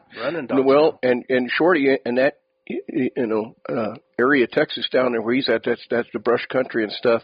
That big dog would have been at a real disadvantage, I think, down there. And Shorty's wife's grandfather, her father's Phil Line, who was, of course, you and I know is world champion all-around cowboy. But his father, Rufus, was a well-known bobcat hunter, and he ran the running type dogs, but Shorty tells funny stories about him, but he said they had to watch him because he'd send him to town for something, and if a cat crossed the road, he wasn't going to town. He was going after that cat, you know, just old time. I think that's the man they said used to go down to Mexico quite a bit. I believe it. And that buddy of mine's going. He caught. They've caught a couple lions, and they caught a bunch of bobcats going down into Mexico. Yeah, and I guess that's still a pretty good place to go. Well, there's a lot of bobcats down. I like I said, I've never bobcat hunted down there, but I quail hunt. Of course, I'm being an avid bird hunter. Down around Freer, George West, Fowlerton, and that brush country down in there, which isn't too terribly far from where Shorty is. He's a little further west, but a lot of bobcats. But holy smokes, that's rugged brush country. I mean, oh my gosh. I know. I went down there and. My dogs, and I took some young dogs because I didn't want to take my older dogs, expose them to that stuff. And my dog said, no, you're crazy. We'll just follow you down this path. We're not going into that brush. Right. Yeah, and snakes, holy smokes. Oh, big old rattlesnakes. Big, yeah. I got into snake breaking bird dogs down there, and we were right on the edge of the King Ranch down there. And that was kind of an interesting trip, but if I was hunting that country, I'd snake break all my dogs. You know? Yeah. So if you're going to start lion hunting right now, and they said, here, Mike, you don't have to work another day in your life. Here's whatever it costs, $10 million, $1 million, $2 million. You know, here you go. You get so much a month. Okay. Where would you go? Where would I go? Well, we're going to make some local people mad when you say this. Yeah. But. No. Honestly, in all the places that I've lion hunted, the place I like the best is Southern Arizona. They got a good population of lion. And that's why it is the heartland of dry ground hunting, because it's Sonoran Desert. It doesn't have the high temperature extremes. It does have extreme temperature, but it's lower elevation. A lot of it's that kind of desert, and so you don't get the nighttime swings, highs and lows. And I found that my dogs down there, the dogs I didn't think were the greatest cold trailers in this country, could carry a track pretty good. That's why it's always been famous for that. So I would probably, all things being considered, if I was going to hunt lions, I would say maybe even over southwest New Mexico, I would probably choose some of that country where I could kind of go north and south. I don't want to go all the way up to the snow country, up to the rim country and that. But I would probably do that. And if I had all that money, I'd probably be going and investing in some of the best strain of dogs that are left. Well, that was going to be my next question. You don't have any dogs left. Okay. None. All right. You got to start all over again. Where would you go to get your hounds? Well, I might come to Brett Vaughn. If you want some trash dogs in there. Yeah, no. Remember that first walker you were talking about? Yeah, no. I've watched your dogs work. You've got some good ones. And probably one of the guys that I respect a lot is Steve Smith. Mm-hmm. And Steven is he's a brilliant man. He's a super good lion hunter, but he's a real study of nature. He's got some good dogs. To look at his dogs, you wouldn't think it, but they've got to be where he hunts. Mm-hmm. But he's one of the guys that and Hendricks. Now Hendricks is I don't think he'll ever hunt again now. He's had that stroke and stuff, but he's still got some of those dogs down there. I don't know where they're going to end up, but I've watched and been around those dogs. I would try to beat Hendricks's door down, Steve Smith's door down, guys like that. Well, that's some of my dogs go back to Larry's and then back to your stuff. Yeah. I mean and Chris Todd, a lot of his stock came from my older dogs, which I'm out. I tell people I am out of that stock. I'm done. I'm gone. Mm-hmm. I don't have any of it anymore. Mm-hmm. There's a female out here, and she's spayed. Mm-hmm. She had to be spayed, and I'm out. I'm done. Mm-hmm. So right now, most of the dogs I've got, I can catch lions with them if it's the right deal. But I wouldn't say that I could go down there and probably do a lot of good. But that's something I'd have to do. Is I'd have to go get into that strain of dogs, and it's not going to be a breed. I could say, well, years ago I've always loved the blue tick breed, and because I started with them and stuff. And there are still some I think that would really make it, but you'd have to go high and low to find them. There's still some old meat hunters and guys out there that have them, but you've got to find them because a lot of them have been bred for coon hunting, competition coon hunting, not country coon dogs. Country coon dogs that's where a lot of our good dogs came from, What about how much do you think it's, because sometimes I think that I have exposed my hounds to the toughest conditions over a period of years. And none of my dogs have been fast starters, and a lot of that's my fault. But how much do you think it is genetics and the environment? What do they call it? I can't think of the word now. But, because you just keep... Acclimation. You keep throwing them out in that harsh environment. Pretty soon they start learning if they got any game or any desire in them. I think a lot of that you can make a dog out of almost anything if they really have the heart to do it. I don't think, but I will say this, that it's just like anything else. Now, if you're going to do something specialized, and which you're very specialized, and I'm specialized now, because we're hunting on the dirt, we're hunting in some of the harshest area. Your area is even worse than this, I think. And this area is clay and sand and extreme temperature variations and stuff and hard.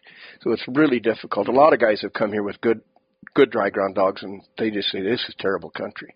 But you've got to have something to start with there that is in that breeding. You can work them and work them. And I can catch lions with bird dogs, and I've proved it. Mm-hmm. In fact, I've got a bird dog out there right now that seems to have as good a nose as just about any hound I've got now. Mm-hmm. And she's smart enough. I think I could teach her to do it. Mm-hmm. I'm not going to try, but I've got some half breeds out here. They're half Labrador, half Warner Glen Galentine Walker. Be like Dave Carlson. Huh? Be like Dave Carlson. Believe me, they'll trail, and they are cat crazy. Really? Yeah. And one of them's got a ball mouth. Oh, really? I'll show him to you here in a little bit. Kind of hairy for hot work, but anyway. But I think, Brett, it'd be just like, say, Brett, we got a pen full of horses here, and I know you're a good horse hand and you're a good roper, And I think if you work this bay colt here, I think you can make a horse out of him. Well, you probably can for something, but he's probably not going to go out there and win you that money that you want to win at that UST roping. You know, you're going to say, well, you can get by with it. He's a little slow, and he's not getting me in that pocket quick enough. I need a little something else. And so, you know what I mean? And I think if you're really honest with yourself, you want to give yourself that opportunity to say, I've got the best stock that I think I can find. Yeah. You know, and it's proven by the guys that have used them successfully for a period of time, a long period of time, whether it be Marvin Glenn, Steve Smith, Jim Bueller, some of these other guys that we know, Johnny Clump. It's like I sold I had a horse. Terrell Shelley. I ended up selling a roping horse. You know, he was a little doc's prescription or whatever, you know, king bred horse, cow horse. Yeah. And I had a guy come out, an older man come out and want to try him. And I said, sure. And I started telling him how he's bred. Oh, he said, I don't care. He said, I don't care how they bred. And I said, well, I just thought I'd pass it along to you. I said, because, truthfully, I said, you don't go buy a Labrador to go run jackrabbits, and you don't buy a Greyhound to go fetch ducks. I mean, you want to have the right genetics. That's exactly. So if you put that much effort into something, right. The genetics are there, then they have a greater possibility of working out for you. And doing it, you know, I say doing it with style, doing it the way you want to do it. You know, like I love to watch a dog cold trail and pound an old track out. I mean, just sitting there watching. To me, that's the greatest. Yeah, you know. Yeah. The only thing better than catching a lion is trailing one. And I like to catch them too, but I like to watch when you're out there and you got a group of dogs that are working together and they're pushing that track and working it. And you know it's tough and they're making losses, but there's a couple of those dogs that you see that are picking it up. And then, you know, you've got to have the others sometimes, you know, in there. If nothing, moral support. Yeah, but, and you look more like a lion hunter if you got a big pack of dogs. Yeah, you got to keep up the tradition. Feeding a lot of dogs, and like this dog right here, he caught so much game just by himself. It was crazy, and he went on to be a tremendous bear dog too. Caught well over 400 bears. But wow. But he I've got some old videos of people out there, and they go. Guys out there, and they go, why are we carrying all these dogs around? We only need Big John. He said, Big John barks 3 times, we go get the lion. Because he was that good. I mean, but. You know, that's what I've had people ask me, well, why do you hunt so many dogs? Does it take that many dogs? I don't know, I could probably take 2 of my best dogs out here. But I carry on the tradition, the Southwest, and also you've got to keep dogs coming up. Yeah, because I mean, you can get one bad lion, and the next week you're like, I'm out of dogs. And how many times have you seen where you have all these dogs, and you got probably 2 or 3 dogs that are doing all the work, and then you got a couple dogs that help every now and then, but but once that good dog's gone, one of these other dogs will step up and become a good dog, just take that place. Yeah, they certainly do that. These dogs, and this is one of the neatest things about dogs and working a pack of dogs. And I think it's one of the most exciting things that a person will find if he ever takes on the challenge of dry ground hunting or horseback hunting with dogs. Dogs take on a different personality when you step onto a mule or a horse. They kind of consider, hey, he's mobile. Mm-hmm. He's not ambling along like he was before. He's mobile. He's part of this. And that team spirit kind of comes in. Now, people think I'm crazy when I say that, but I feel it. And I agree. People watch it with me and my dogs, and they say, how do you get your dogs to do that? You know, guys are wrestling with their dogs to get them into the box, wrestling to get them away from the tree, and how I could, I remember one day I was out, I had a friend of mine, used to be my boss, riding with me. And we rode quite a long ways, and we'd been on an old track, a pretty old track, and it wasn't going too good. And my Kate dog, the one dog I got from Jeff Allen, all of a sudden she just peeled off, and I heard her hit a high note, and I said, "Ooh, that's something's better than it was." And sure enough, the rest of the dogs built to her, and they didn't go, I don't know, half a mile and treat a nice young Tom lion. And I said, well, that's not the lion that was leaving that other track. We just intersected another lion, and they hit it good, and and got it. So they're treeing at the tree, and we're taking pictures and whatever. And we rode right up to the tree horseback, and I look up on the hill a little later, and I see a dog coming across, kind of up there, wandering around. Well, that's not one of my dogs. And then a little later, I see a guy walking, and sure enough, a guy walked down there and came to the tree, and he had a few other dogs that kind of trailed in with him. And it was a guy I knew, and went hunted with him. He was a good lion hunter, stuff, but he'd walked a long ways. He had walked a long ways, and I said, "Well, I'm sorry. I think maybe and you treat his lion. we cut in on your track here, but." I said, we're not going to do anything with this lion. He said, well, it'd be all right if I jump it out for these pups and stuff. I said, I don't care what you do, And I says, but we're going to be going now. I said, and he said, well, let me help you get your dogs and stuff. I said, no, he says, I'll get on that gray horse. And I said, when I blow that whistle, I says, they'll come. He was kind of like looking at me like that. And I got on there and blasted that whistle a couple of times. They didn't want to leave that tree, but they came, and I hollered at them a couple times, and away we went. We went up the hill, and we went out, and they did jump the lion a couple times, I think, and they didn't kill it either. But coming back out, those poor guys were still walking. We already got to the trailer and come back, and we picked them up. And he says, oh, I saw something today. And I said, what was that? And he said, the way you could do that. And I said, all that amounts to is just spending a ton of saddle time with those dogs. And they know that we didn't want that lion. And we were ready to go. And I said, dogs were ready to go. And I said, that's what it takes, I'm sad to say I don't have that pack of dogs now. I did that with my dogs, but it wasn't anything special. It's because I didn't know any different. Yeah. The only thing I knew about lion hunting was talking to Henry McIntyre down in, and this was back in the 80s when I wanted to lion hunt, and I didn't have we didn't have the internet or anything back then. You couldn't learn. Yeah. And I asked Henry, I said, how do you lion hunt? And he said, I take good dogs into good lion country, and I ride circles. Yep. And that just kind of fascinated me. And I thought, when I started, man, that's what you do. But when, like you said, you spend that much time on the ground with the dogs, we'll be riding along, and you see something over there. Hey, guys, over here. Those dogs learn how to listen to you and what to do. Absolutely. Or that's no good. Quit that, and they learn, and they just you're just kind of moving through the country with them. I asked Wiley Carroll one time, and Wiley was a real humble guy, and he almost always deferred to somebody else. Well, Billy Pat McKinney does this, or Marvin Glenn does this, or so-and-so does this, or, Dale Lee used to do this, or, whatever. But I said, so I'm out in this country, Wiley, and I says, I know lions make this country. And I says, I've got a pretty good route that I ride.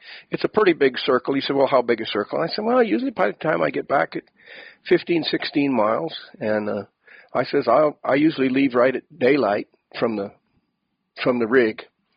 And generally, if I don't strike something or get on something, I says, I get back 2:30, 3 o'clock in the afternoon. He said, well, that's good circle. I said, so if you were hunting this country, what would you do? And he says, the way I hunt it, I'd ride that circle every day. The same circle every day. I said, you're kidding me. You said, that's good lion country? You're finding sign? You're finding that? He said, ride it every day. And I says, well, sometimes I got to go to work and stuff. He says, that's the difference in what I did and what you do. He said, but ride it as much as you can. He said, with me, if it took me 18 days of riding around that thing out there, and I took off a day to town to go get supplies, and I came back, and I didn't hunt that day, and the next day I went out there. I missed that lion by a day. Mm-hmm. He says, it never fails. And he said, so I didn't have anything else to do. He said, so that's why I caught a lot of lions. I just made them circles because I knew that's where they were. And soon enough, I'd come along and I'd hit them. I say that all the time. Consecutive days. That's right. Pounding that ground, consecutive days. What's going to increase your chances of getting on that short end of that track where you can trail him up and catch him. Exactly. Yeah. And that's it. It doesn't matter who the lion hunter is. And they may say they have some secret formula, or they may. Some guys. I love that line that Clay Henderson said about Graves Evans. He said Graves was so lucky he could strike. He said he could strike a track between the house and the barn. Yeah. And there are some guys that seem like they have that kind of luck. That knack, yeah. And I've never been quite like that, but that consecutive going, it just increases your luck. It increases your odds, and it does. And those dogs get better and better. And Steve Smith said something one time. He said those days that you don't catch anything, he said those dogs learn a lot. Yes, they do. It makes lion dogs. He says if you're out there and every time you drop the tailgate and they get on a track and go do that, you may catch a lion. And guys may think they got the best lion dogs in the world until they start doing this crazy stuff that we do, and you find out these dogs don't have patience. They're going to go off and trash. They're going to go off and do this. Mm-hmm. They're going to quit on you. I've seen dogs just quit, and but you have to build that integrity. You have to build that continuity in the pack, that they have to have that confidence that you're going to be there, and things will start to come together. What are your thoughts on, like in my area, I have a hard time, we don't have a lot of lions. I got a little female I can trail around. We get Tom comes through there occasionally, not, and like you said, I can hunt 3 or 4 days in a row during the good times, and, the rest of it's just hit and miss. Sure. So I probably miss the Tom when he comes through there. But what do you think about taking those same dogs and running coons? I don't think there's anything wrong with it. You think it's helpful? I think it's kind of good exercise for your dogs because it is trailing. You're not just jumping them out on a hot track or something. I've never found any problems with coons unless you have coons in the area that you're hunting lions. You usually don't. It was kind of funny. I was lion hunting at Camp Verde, Arizona one time, and we were down on the Verde River coming through there, a lot of big sycamores and stuff down there. Well, my dogs showed their coons. Yeah, they could trail those coons the next day, so that might be a problem. But other than that, John Kibler, he believed in hunting coons with his dogs early on and getting them trailing and stuff. I never saw it as a problem. This dog was a tremendous coon dog. I caught my only albino coon with that dog. Oh, he did? Yeah. How about foxes? No. And I might get some flack, but foxes waste my time. They do. They waste my time. Generally, the fox tracks you run are pretty hot. The fox is usually not that far away, but it does act like a lion track, and they go through places like a lion. And if you ever watch these little gray fox run these bluffs, if you're far enough away and you can't really tell what it is that a little female lion going through there, tail that long, and they go down off this bench and that bench? But, they will waste your time. And so when I tell my dogs are foxing, and you can generally tell after a few times. You can. I have a hard time. Yeah. And I'd talk to him. I remember old Katie. She'd fox on me a little bit, and I'd be on my horse, and I go, Katie, I'd take my rope. I say, you fox, and boy, she'd lay down and put her feet up in the air. She'd tell on everybody, I'd holler them up, and then away we go, And but they'll all do it. And I had my struggles. I cold trailing. And all of a sudden, as dogs get up there, and all of a sudden, I see this little gray take off up there, and I'm fox. So no. And I haven't figured out a way to totally. There is no way to break them. There's no way. You have to know and talk to them. And bobcats the same thing. When you're out there, so much time with them. You really waste a lot of time with bobcats because either you're going to catch them or you're not in those kind of conditions most of the time. Kibler told me to he said, trap yourself a fox. He said, put it in a stock trailer and throw your dogs in there with shock collars. He said, and just light into them when they're in there with that fox. He said, they'll quit running fox. I said, well, it's kind of like that thing with the 55-gallon barrel, putting a deer hide in the barrel. And they said, well, we didn't break him with chasing deer, but he sure is scared of barrels. We've done it all. We had some real trashy dogs up there in Vernal, this friend and I. And John Wick had a device. You'd hang this suspended cage up in there, and then you would pull the deer glands by on pulleys and then light them up. Or you could light the cage up even, wire the cage. We tried it all. And some of those dogs, like you said, you couldn't get them in a cage. Something I learned, I don't know if it's a fluke, maybe you comment on it, is I hunted with a lady that came from California. She loves dogs and hounds, and she runs jackrabbits and coyotes a lot. She's a real nice lady. She come and stayed with us for a couple of days, and she had hunted with a big time lion hunter out of California years ago, old, and she spent a couple, I guess, years hunting with him. Mm-hmm. And I took her up on a ranch I hunt, and dogs were down there on the side, and they were trailing. They were kind of just skipping from rock to rock, and I said, "Oh, those dogs are foxing on me." She said, "No, I don't think so." And I'm just sitting there thinking, I always thought when they were kind of skipping from a rock to a rock, those foxes mess. Mm-hmm. I always thought they were kind of. She said, "No," she said, "Watch them." She said, "There's probably a lion went through there, and that scent is hanging on parts of that rock. They can't put the tracks together, but they can smell it here and there." And I thought, no. That don't seem right to me.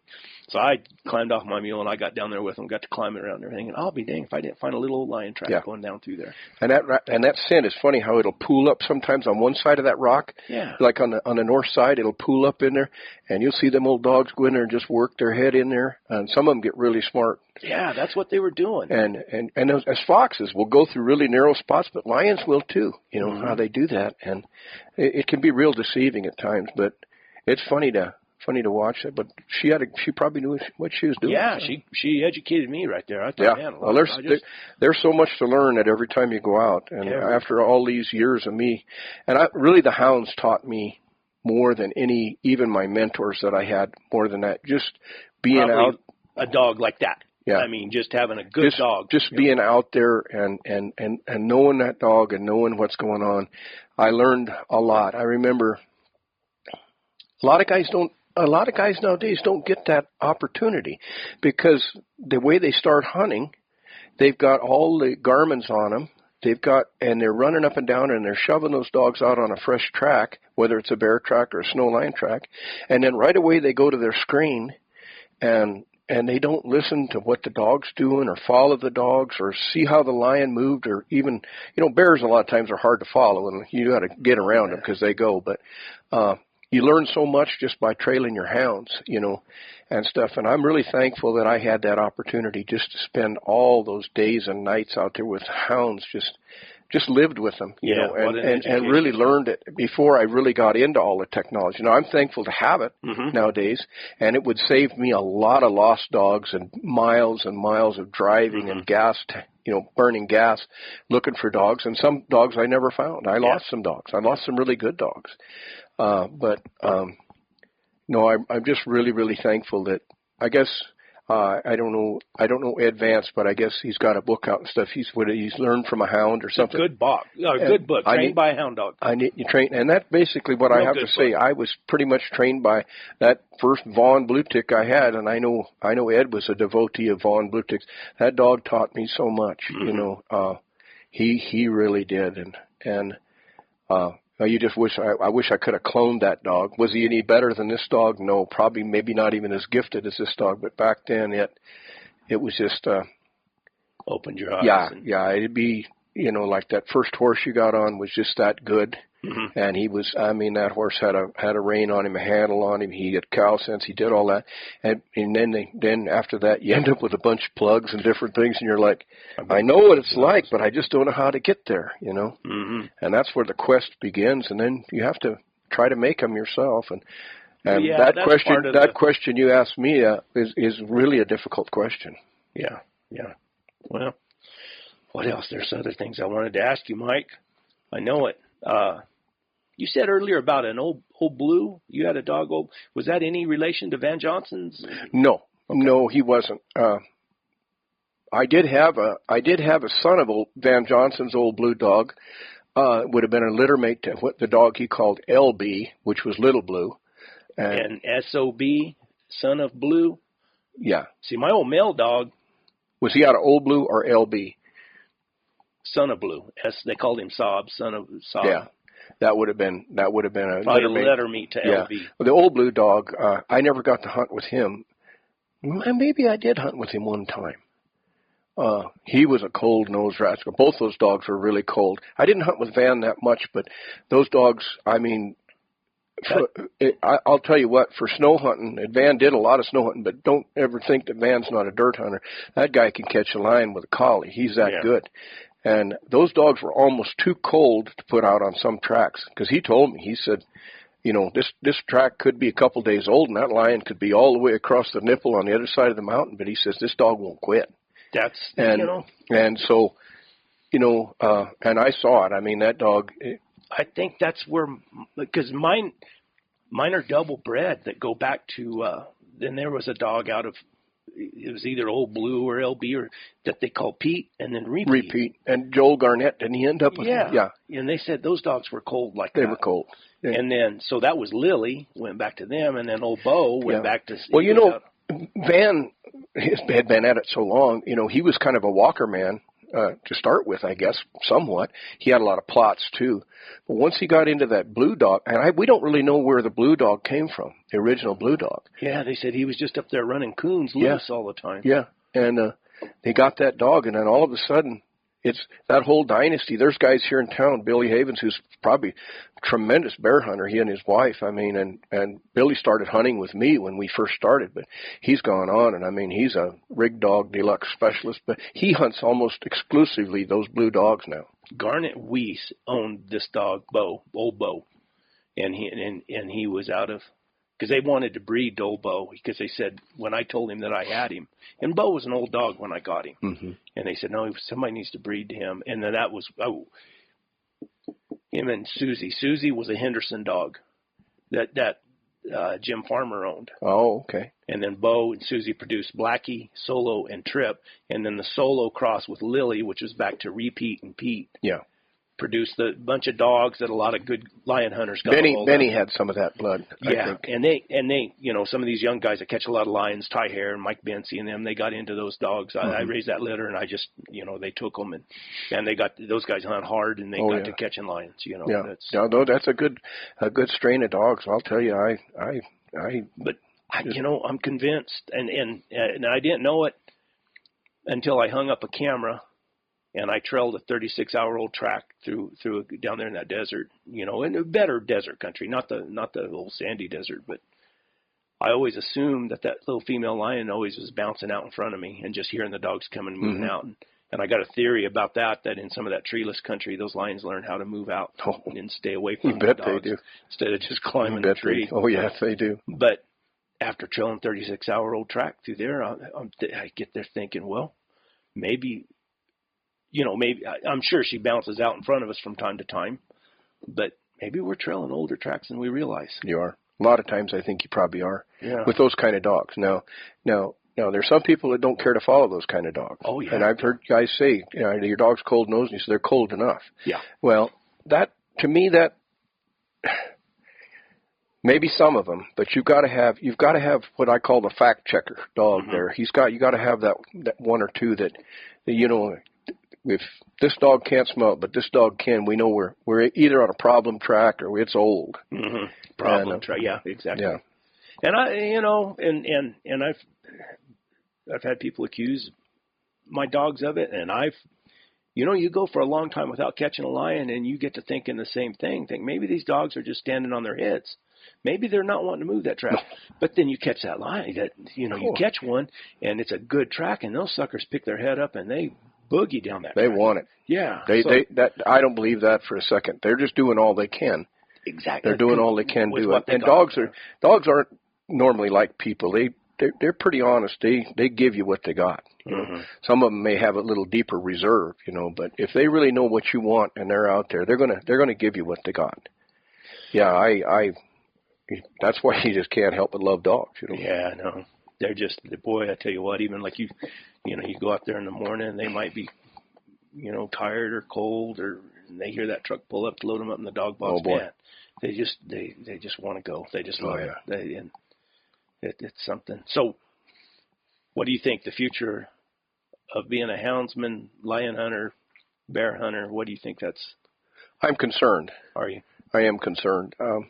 And I'm just concerned because of a lot of things that are going on in our country right now. But I'm concerned that I truly believe, that it's a wonderful sport, and it is conservation. It is a way to manage these species, and that we need to do the best job that we can do in portraying it that way. Yes. And not there's so many forms of media now with social media and all these things.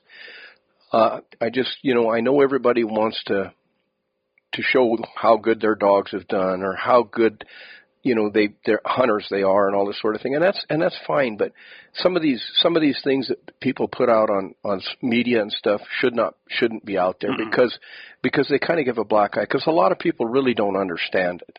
And even if it's something that's honest, I mean, it's something that actually happens. A lot of times things do, but they don't understand it. Well, it's going to paint a black eye. And I think also, trying to paint the best picture we can, and mentoring younger people into it, and bringing them in the right way. Not well, we're going to get you out there and get you something killed and hang it on the wall and do it. No, get them in there the right way and show them what it's all about. Show them the love of the dogs and the working dogs. I think it can last. We've actually seen some successes, and we've seen some things like Montana recently got a bear season. With hounds, which I never dreamed they would, using the grizzly bear, as what they've had before, as you can't run bears because it could impact this and that. And there's different things, states like California, well, I don't think they'll ever come back. I don't see it. It's been so long now. And Colorado, luckily the other day, they voted down a measure that they had in the one basin over there. They wanted to kill 237 lions to see what the impact was going to be on the deer and elk. And they shot that down because they were essentially going to pay government-paid hunters to do this. Why not?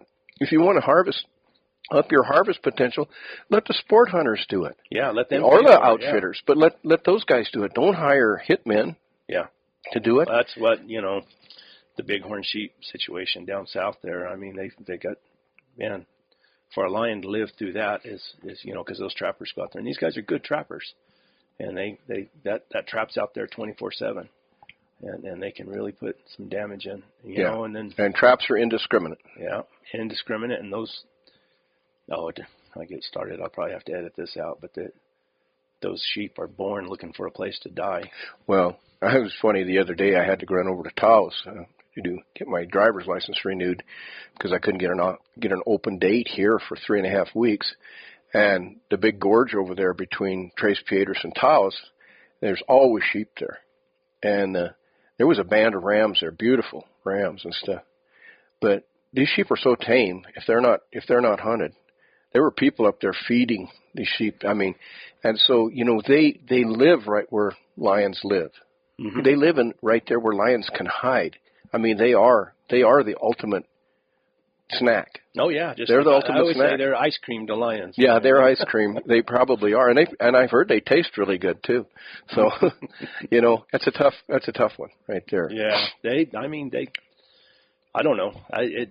Sometimes you talk to some of the guys and they say, well, that trapping sure is hurting our lion hunting right in there. But then again, I look at it and we don't have the deer like you were saying. But down there, I remember, going out years ago and we might count, 20, 30 head of deer, which was a lot for that desert in an area. But now you go out and if you see one or two, Yeah, the deer are variable in this area. We've still got a reasonable amount of deer in some areas, but not like it was years ago. But where the deer are now is in town. Before you pulled up out here in this field and this field over here, there was probably 12 deer. They're right here in town by the water, riparian areas believe me, there's lions right here too. Oh yeah, yeah, I bet. Yeah, you don't see them in your backyard very often, but they're there because where the deer are, there's going to be lions. Well, I've been going down and hunting on the river because I haven't had much time, and you know how it is. When you go out on a mule or a horse, it's all day. Yep. You're not going to just go out there and get back. Right. So I can get the dogs out at daylight and hunt for a couple hours and still be back in time to do some work because I had a guy who worked with me for 25 years and he retired. So now I'm picking up all the slack. Oh boy. So I take the dogs down there and bunches of deer on the river. I mean, a bunch of them. And of course, gosh almighty, if your dogs aren't broke, that river has more critters in it than, I can ride through that desert and we don't bump into a lot of stuff, and then. Much more forgiving, yeah. Yeah, and then in that brush where you can't see what your dogs are doing and everything, it's kind of tough. Everything's in there.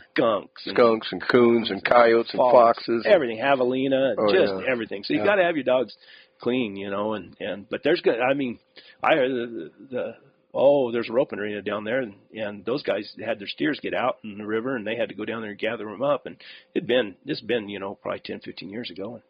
And their cow dogs treat a lion right there on the river. Yeah. Oh, yeah. They're here. I've treated them right along here before. And in years past, even when I was still coon hunting, which I haven't done for years, once in a while I'd pop a lion up. Get a lion. Yeah.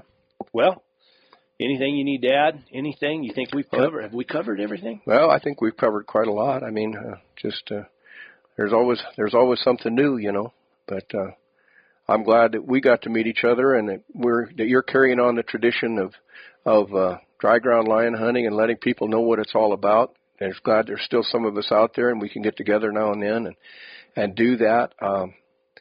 I think more people ought to try it. I think they really should. I think they'd surprise themselves. You're going to be frustrated. You're going to be knocking your head against the wall, but after a while, you're going to glean some things out of it that are going to bring you a greater experience with your hounds. I've got a young man in Arizona right now that I'm sort of mentoring by way of the internet, by way of text message and stuff, and he's in some rough country. He's around Globe area, and it's rough, and it gets hot fast. And I mean, he hasn't had a lot of mentoring, but he's picked up a few older hounds, and he's catching some lions. And he'll ask questions, and thankfully that I've picked up stuff over the years, I can kind of help him. And he said, "Boy, that worked." And by golly, I caught that lion, or this happened, and you never know. He says, "Yeah, I was out there one day, and I was fixing fence," and he said, he's just not competitive or anything like that at all. He just likes to have fun with it and fixing fence. And my dogs are running around, and gosh, all of a sudden, here's all these hounds are mixed in with my dogs, and these three guys ride up on mules, and he says, "I didn't know them." He said, and it was Steve Smith and Jim Bueller and some other guy. I said, "Well, you just brush shoulders with some of the best lion hunters in the world." But this young man, he's doing well, and I think as he goes on further. But things like that really bring me a lot of entertainment, a lot of joy helping people like that, because he's honest about it, and he's doing a lot better than he thinks he is. Believe me. Oh yeah. Yeah. Yeah, it's what, I'm real active on social media. Where I know. Not so much on anything except YouTube. I enjoy making my little videos and everything, and I get a lot of guys wanting to start out, and a lot of them, and I tell them, you got to do it the way we do it. You've got to really enjoy the process. Yep. And you can't be into instant gratification. It's not there. It's a time consuming thing, but there's just something about that. Just riding through the hills, with a bunch of dogs. There's something about it that I just can't get enough of it. Me too. I know exactly what you mean. And over every hill, there's always that possibility. That Tom, he might have went right through there. Yep, and that's what it makes it fresh every day to me. It does. It really well, thank you. Mike, thank you. I appreciate it. Yep. Well, if this don't work, we'll do it again. Okay.